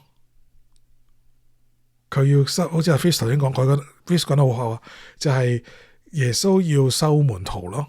佢唔係嚟建立自己嘅自己嘅豐功偉績噶，淨係佢係要建立一個群體，建立一個跟隨上帝嘅群體，透過跟從佢。咁佢要喺地上收靚咯，簡單嚟講，收門徒咯。OK， 所以佢去呼召門徒咯，然後嗰啲人就跟從佢啦。跟住我哋睇下第23節，即係嗰個我哋頭先講嗰個即係總結嗰個部分，即係嗰個即係小結嘅部分，就係耶穌走遍加利利鄉，就係要喺會堂入邊教訓人。耶穌其中一個好重要嘅就係講解上帝做乜嘢，喺個叫做 preaching 啊，即係講道啊。OK， 傳講天國福音啊，講係好緊要嘅，唔係淨係做啊。當然啦，佢之後就補翻一句就係醫治各樣嘅疾病，即係要服侍嘅，有社區服侍嘅，啱。但係同時都要言教身教都要並重嘅，唔可以淨係做服侍而唔講嘅。有好多人今日咧就將呢兩樣嘢好割裂嘅，即係講福音啊，唔識講啊，你留翻俾即係前度人講咧，呢個唔識講啊，我淨係服侍嘅啫。喂，大佬，你要跟耶穌就唔該，你兩樣都要做門徒。即係彼得同埋嗰紮門徒都係講道同埋要做服侍噶嘛，阿 Sir。保羅去到都係講道同服侍兩樣都有做嘅，唔可以割你一個門徒就做兩樣嘢，起碼做呢兩樣嘢嘅，啱唔啱啊？咁我哋睇到耶穌就治好佢哋，跟住就好多人跟從佢，即係話耶穌嘅嗰個嘅要做嘅嘢，點解會戰略性退卻啊？就係因為個時間未到啊嘛。咁於是佢做翻佢應該要做個 plan 係乜嘢？原來嗰個 plan 就係佢先承接咗呢個施洗約翰嗰個工作就係傳道啦。咁佢用佢嘅方法傳道啦。佢冇話要跟翻施洗約翰，又要耶穌要揀嗰啲咩要食蝗蟲野物，又要去着獸皮啊，係咪？耶穌就啱啱係調轉噶嘛。耶穌係即係同人去飲食，同埋去服侍人，去係喺人群當中噶嘛。耶穌冇着獸皮嗰啲成啊嘛，係咪？咁啊，即係耶穌有自己嘅方法可以自己有一套，但係承接嗰個使命都係要做啊。做咩？就係去講福音，講上帝嘅福音，去教訓人哋究竟聖經講乜嘢。究竟上帝講乜嘢？上帝要人做乜嘢？要人跟從佢。OK， 咁啊建立呢個群體。原來上十字架之前，耶穌要做呢啲嘢噶。你估呢啲嘢好做啊？你估收靚好容易啊？你嗰次對住啲門徒，耶穌嘔血噶。你諗下係咪？你如果你讀馬可福音，耶穌成日都鬧嗰啲門徒，你哋咁而家仲未明啊？成日都唔明啊？你哋仲未明啊？你哋仲未明啊？成日都耶穌咁樣講啊！你哋還不明白嗎？你哋還不知道嗎？咁樣噶。即係耶穌有啲火嘅，其實即係喺呢個馬可福音嘅角度啦，咁即係好惡頂啊！其實對住班門徒，你諗下，仲有啲其中一個係出賣佢嘅，你估好過癮啊？唔過癮噶，但係呢個係上帝嘅 plan，咁佢咪跟咯。所以第四個試探，我講嘅其實有第四個試探，就係當佢知道，當你諗下，喂。風聲緊嘅時候，約翰俾人收監，喂呢個時候最好就係去得罪人啦，係咪？咁得罪咗人先可以上十字架噶嘛，係嘛？咁佢咪完成 mission complete 咯？唔係啊，係要 strict to 跟貼呢個上帝嘅計劃 ，strict to God's plan 啊。OK， 所以佢哋所以耶穌就。冇咯，就退咯。所以進同退都可以係教會今日或者我哋呢啲信仰群體嘅策略嚟嘅，傳福音策略嚟。點解嘢一定要衝嘅？點解唔可以退咧？你有冇諗過？我唔知你啊，即係啲教會點咧？即係有冇諗過咧？即係有啲事工咧開咗咧，就永遠要即係直到永遠嘅，唔可以 cut 嘅。即係譬如啊，我去到我而家先講啦，我唔怕得罪人。即係我去到惠中，即係去到希恩堂，我去見工嘅時候咧，就阿藍校長都有份嘅。咁啊，同當時而家嘅會長阿林津啦一齊見啦。咁啊，佢哋都問我識唔識打籃球啊？咁我心諗，你睇我個樣就知啦，我都唔會提嗰啲打籃球嘅人啦。你估我真係安西教練咧？知唔知邊個安西教練啊？係啊，安西教練係咯，你估我係安西教練咩？係咪？唔係啊嘛。咁 OK， 咁我去承接住呢個全福音嘅 plan， 我係咪一定要跟你嗰套啊？咁跟住我去到希恩堂嘅時候，就即係我好想問，點解嗰個籃球事工係唔可以接埋咯？既然都即係因為當初籃球事工係因為惠中冇籃球隊。咁透過呢樣嘢就招聚咗一班學生，可以俾佢哋打籃球，跟住去接觸佢哋。但係喺個過程入邊，你見到嗰啲嘅接觸咗嘅小朋友、年青人啦，就冇返教會嘅，淨係打籃球嘅。喺嗰度叫做有個即係聚會時間啦。咁好啦，跟住到惠中有咗自己嘅籃球校隊啊、籃球隊訓練之後，咁呢個嘅即係嗰個吸引力就少咗啦。咁點解唔可以接咗佢呢？因為呢個係一個好有傳統價值，佢哋覺得嘅即係事工嚟噶嘛？點可以接呢？教會點可以接咗啲咁嘅事工嘅呢？咁係嘛？咁就係呢啲嘢咯。即係點解唔可以有戰略性嘅退卻呢？就因為要俾面咯，係咪？俾面呢個，俾面嗰個，因為嗰個人設立呢個人嘅設立呢個事工嗰個人仲喺度啊嘛，就因為要俾面佢，所以唔可以接咯，係嘛？即係一定要做，一定要衝，但係揾人哋做咯，唔係佢自己做翻咯，揾個傳道人，請個傳道人翻嚟做咯。所以我咧就當時我話我唔識打籃球 ，OK， 我唔係用呢個方法嘅，即係啦，即係呢個係我自己嘅一啲即係體驗咋。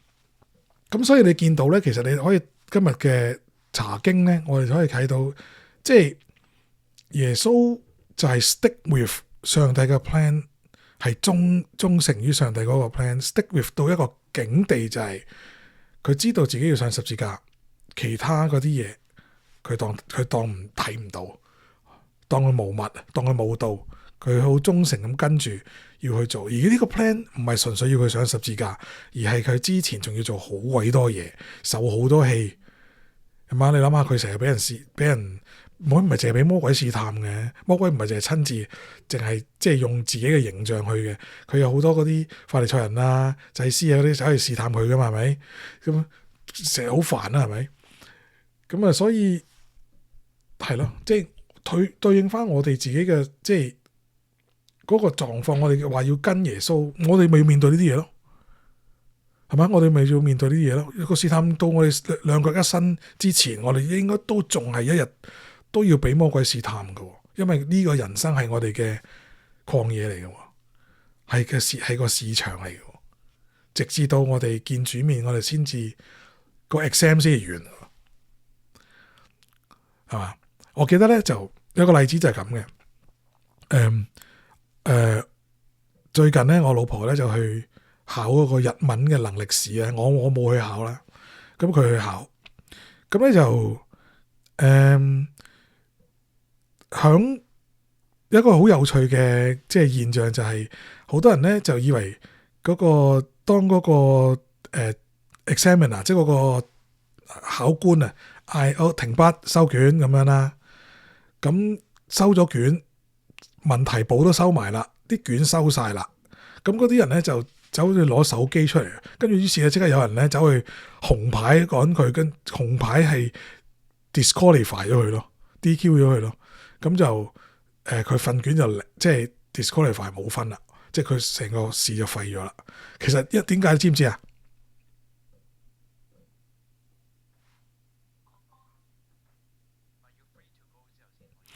係啊，the ending is yet to come 啊。係啊 ，is yet to come 啊，即係未嚟啊，即係都未完。我哋嘅人生都係咁嘅，即係我哋個試探都未完。我哋以為自己經歷咗幾次嘅一啲嘅，可能有啲屬靈經歷係嘛，即係一啲屬靈經驗，就以為咗人生高峰，跟住就直到永遠。唔係啊，個試探係直到我哋瞓落棺材嗰刻㗎。所以大家即係我呢個年紀，我都仲係受緊試探日日，係咪先？所以保羅話佢有根刺，係咪？即係如果你睇保羅書信，即係佢都唔好話自己得着了嘅。OK，未噶，因為個試未考完啊，仲未起得身走啊，明唔明意思啊？呢個就係即係今日我哋睇到嗰個嘅即係經文，俾我哋睇到一個好重要嘅一個信息啦吓。咁啊，好啦，咁啊，最後啦，咁你哋有啲時間吓，你哋認為咧，其實第四章想講咩咧？你認為點解要有即係作者要寫第四章咧？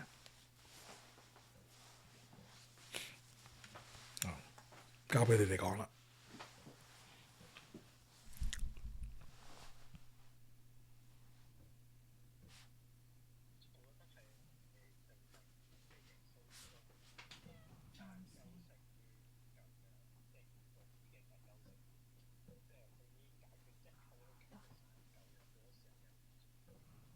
嗰啲人嘅問題，唔係舊約嘅問題，係舊約嘅啲人嘅問題，係嘛？你意思係咁係嘛？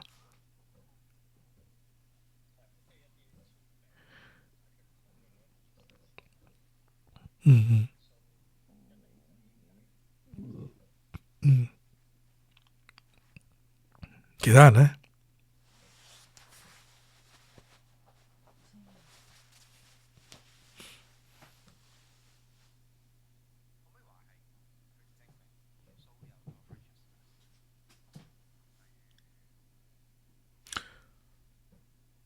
去做咩？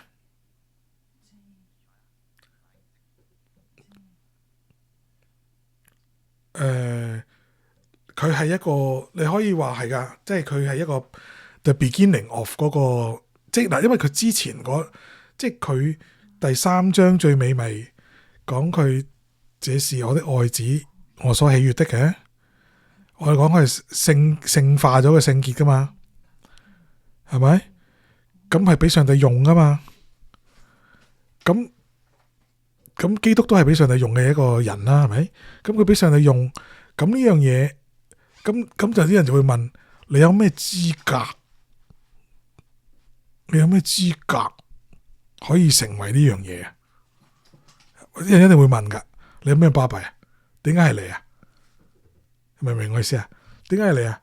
咁原來佢就唔係淨係即係講嗰個因為佢係上帝兒子咯，因為佢係耶穌咯，唔係，佢真係 work 㗎，佢真係 work out 到，即係佢真係活出到上帝俾佢嘅使命，俾佢嘅任務，俾佢嘅吩咐，佢做到。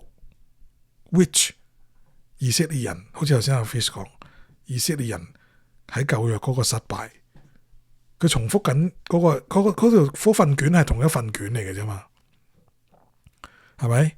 但係佢考到咯，佢就係考到，咁佢考到咪即係證明到佢係堅嘅咯。咁當然呢個係開始啦，即正如我頭先講啊，就係嗰個試探未完啊嘛，直到佢上十字架斷氣復活嗰下，咁先至證明到嗰個救恩嘅 plan 係 work 嘅，因為耶穌就係做到嗰個咯。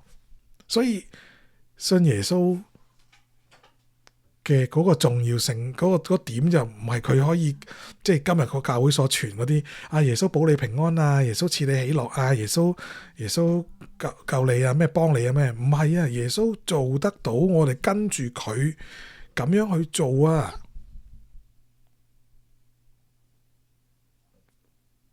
係咪？你明唔明啊？OK，係咯，就係咁。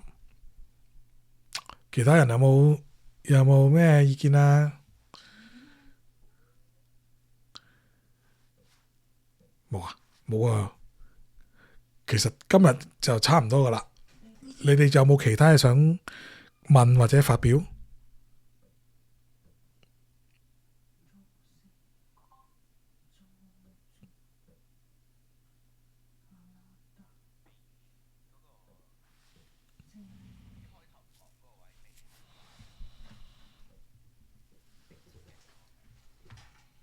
邊咩？你講多次。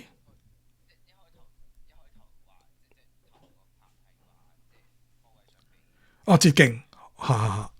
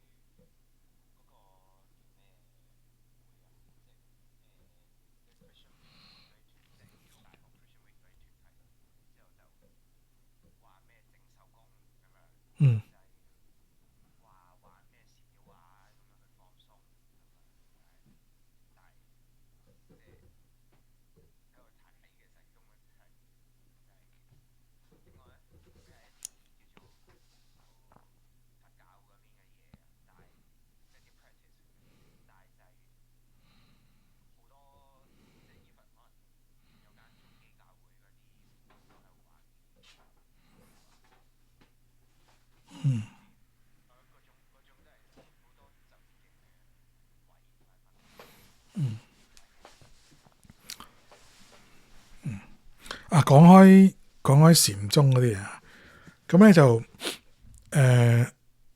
我哋都成日都聽到靈修呢家嘢係咪？咁啊，靈修唔一定就係基督教嘅 terms 嚟嘅，而家好多宗教都借用咗呢個 terms 啦。咁基督教嘅靈修入邊咧，其實特別係天主教傳統入邊咧，有一樣叫做去學呢個，即係其中一種操練咧，就係安靜啊嘛。咁啊，去嗰啲修道院或者個修院去，即係持有靜修院啊咩咁，都係有個靜字係咪？咁啊，即係叫你靜，即係第一件事係學靜。咁又唔係唔出，即係佢哋有個嘅，即係解釋就係佢哋唔係學唔出，即係純粹把口唔講嘢，而係個心咧。即係其實我哋之所以個煩惱咧，就係嚟自入邊好多聲音，自己嘅聲音喺度噼哩啪啦嘈。咁啊，對呢個不滿，對嗰個不滿，對呢個唔好，只不過唔講出口啫。OK， 即係咁呢，唔講出口已經好難噶，但係仲要入邊撳低自己把聲。唔好理嗰啲嘅，即係入邊嗰啲嘈吵嘅聲音嘅，咁啊學習一個即係安靜，就係一個心靈嘅層面啦咁樣。咁但係亦都有啲就係咁樣，我唔係唔同意嘅，呢個都 OK 嘅。但係咧再推極，有啲人再推遠啲咧，就係我哋要嗱開始有啲走歪，就係我哋要放鬆，我哋。唔好諗咁多，即係嗱，已經開始就仲係喺嗰條路上面，就係即係避開嗰種諗，即係自己入邊爆出嚟嗰啲唔同嘅諗法啊嘛。要安靜就咁樣，要避開嗰啲諗法。我哋要放鬆，我哋唔好諗咁多，要係啦，唔好諗嗰啲嘢。我哋盡量係安靜，可能你要聽到自己把聲。有得嗰啲聲音同你講，跟住個宇宙就會同你講嘢。OK，咁呢啲好明顯就係嗰啲叫做東方神秘主義，或者嗰啲叫做其實係新紀元運動啦 New Age 嗰啲嘢，即係嗰啲宇宙同你講嘢啦，幾恐怖係咪？咁宇宙大王同我講嘢，咁啊即係係咪 IQ 博士？咁啊即係其實就係你如果用阿 Holly 傳道個講法就係捉靈啦，係咪？但係我嘅諗法就唔係講靈唔靈嘅問題，我就係呢樣嘢其實就係要你唔用個腦去諗嘢，其實係一件好恐怖嘅事。我哋嘅信仰係乜嘢？呢個都係認知戰爭嚟嘅，叫你唔好用個腦諗嘢，即係代表咩啊？唔好去分真假咯，唔好去分究竟你嘅諗法嗰樣嘢係乜嘢咯。你有嘢彈出嚟，我就要分究竟呢樣嘢係邊個講嘅咯？呢樣嘢啱唔啱上帝咯？你要有咁呢個 filter 先得噶，啱嘛？上帝俾個腦你嚟做乜嘢啊？你知唔知個腦係佔據咗用我哋身體嗰啲能量嘅好大部分噶？雖然個腦得120 gram， 但係其實入邊嗰啲即係我哋每日食嘅嘢，好大部分都係去咗個腦個營養去咗個腦度啊！除非你做好多度運動嘅啫，如果唔係，你基本上大部分嘅營養嗰啲能量去咗個腦度嘅喎。俾個腦嚟做乜嘢啊？如果上帝唔係要我哋個腦用個腦去諗嘢嘅時候，佢唔使創造個腦俾我哋啦，係咪？咁上帝俾個腦我哋做咩啊？咪就係要去思考佢俾我哋嗰啲教訓，我哋點樣面對呢個世界時，我哋唔用腦唔係啊嘛？我哋憑感覺，我都唔諗，我哋唔認識佢嘅說話。喂，咁詩篇第一句講乜嘢啊？第一章第一節，第一章第二節講咩？第一節就係不坐褻慢人嘅座位，不站罪人嘅道路，係咪？不坐褻慢人嘅座位，不從佢哋嘅計謀。跟住第二節就係惟喜愛耶和華嘅律法，晝夜思考，這人便為有晝夜思考啊！大佬唔用腦，明唔明啊？唔用腦好大鑊噶。所以如果有宗教團體或者有人同你講放鬆你嘅腦，係可以放鬆，但係唔係即係你可以有時唞下停下，唔諗咁多嘢係啱嘅，唔諗嗰啲工作嘅嘢啫，冇話叫你唔諗一啲唔知點到邊度彈出嚟嘅聲音，叫你做呢樣做嗰樣，話有啲嘅諗法冇啊。OK， 6日你要勞碌工作係咪？但係你都要可以，你第一日要專注上帝，冇人叫你停喎，上帝冇叫你停低唔諗嘢噶。所以咧，捷徑係乜嘢？捷徑就係唔使諗咁多咯。OK， 聽佢講啊嘛，聽佢講咪唔使諗咁多咯。通常啲壞人引誘你嘅時候都係，使乜諗咁多啊？跟佢咪得啦，跟我呢個方法啦，係咪？哇，即係跟住嗰個指引做啦，咁樣唔用自己嘅腦諗，呢個就係呢個社會咁，而家呢個世代都係遇到好大嘅問題噶。AI 世代唔用個腦諗嘢噶嘛，係嘛？即係你冇咗自己嘅諗法，咁你人哋講乜你做乜咯？咁啊教會講乜你咪做乜咯？咁你連教會講嗰啲，我哋其實應該連教會講嗰啲嘢啊，都要用個腦諗一諗先啊，唔係一講就信晒啊！何況係其他人講嘅嘢，何況係自己嘅腦唔知喺邊度突然間爆一句嘢出嚟，係咪更加要用個腦諗？都係一個資訊戰爭，呢個都係一個試探嚟嘅，呢個試探 always 存在。我唔知大家有冇睇過一套電影啦，最後介紹一套電影叫做Beautiful Mind 啊，嗰度叫做咩Beautiful Mind 嘅中文係咩咧？睇下先。Beautiful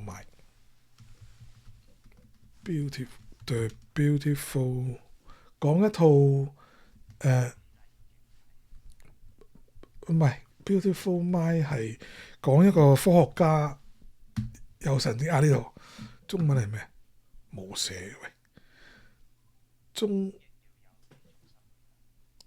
有理終身美麗唔係嘛？Beautiful Mind 係咩？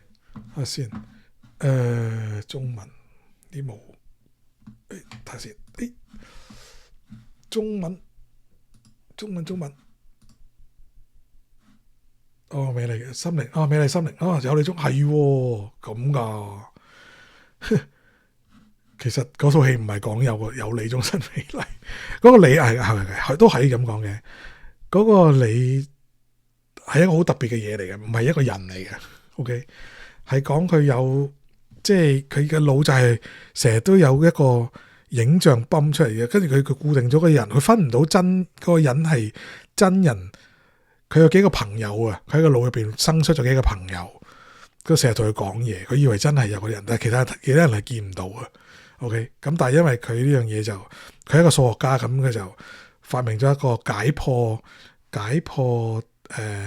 即係德軍嘅即係嗰啲嘅密碼嘅一個方法。OK， 咁啊係一個好聰明科學家，但係佢有精神問題，咁就成個腦入邊有啲嘢彈出嚟，咁佢咪要分個嗰樣嘢係真定假咯？係咪啊？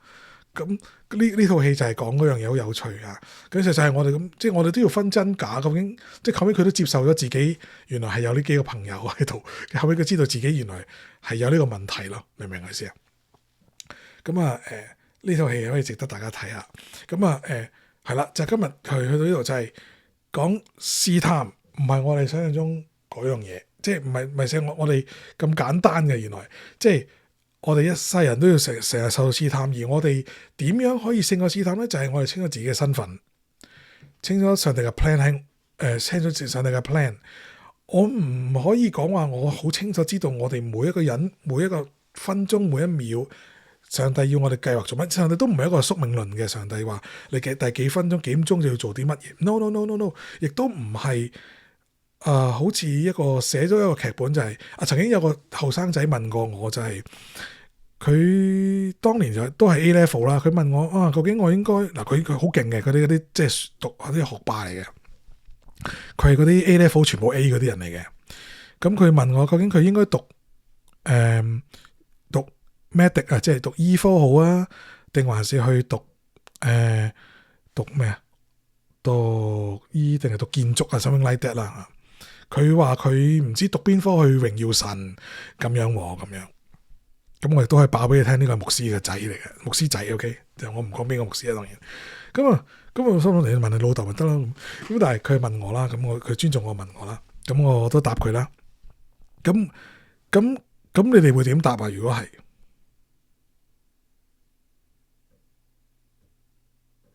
佢究竟應該讀建築定係讀醫科去可以榮耀神啊？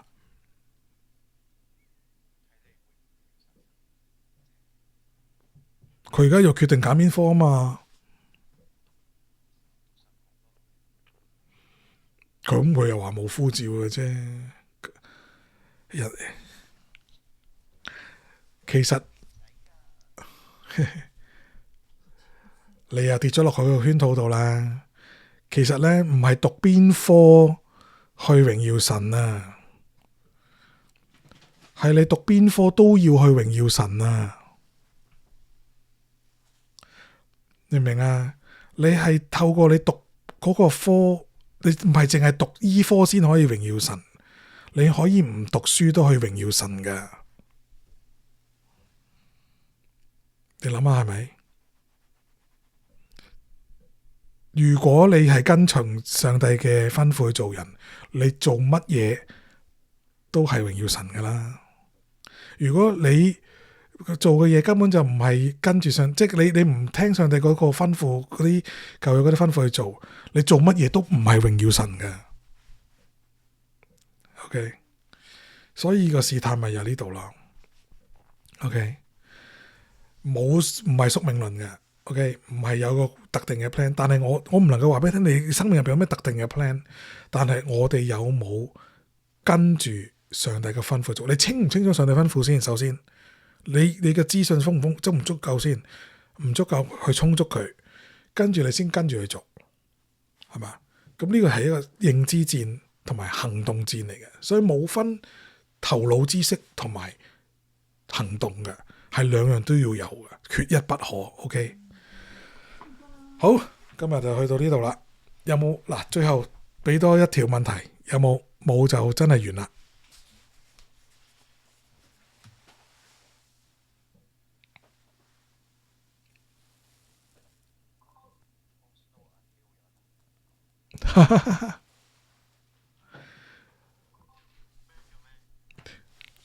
嗱，咁得啦，咁我哋可以完啦，係咪？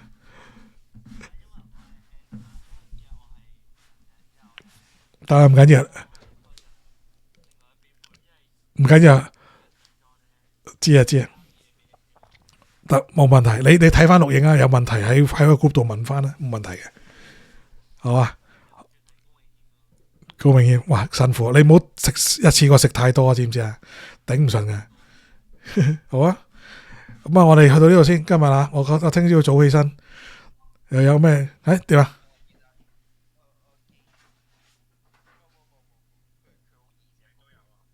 好咩？哦，高明謙，高明謙嘅乜嘢啊？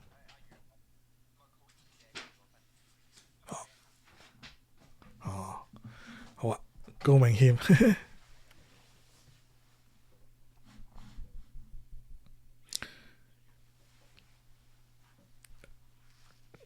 佢係咪沖緊涼啊？又下個禮拜我哋係咪休息下？大家都考緊試啊嘛，唔係咩？下個禮拜停一停，好嘛？考試嘛？哦，好啊，對我嚟講都好噶，我都要溫書啊。好嘛，停一停啊，好，好，係啊，係嘛，好深噶啲日文，你唔好講笑啊，真係，係啦，好，再見啦，拜拜。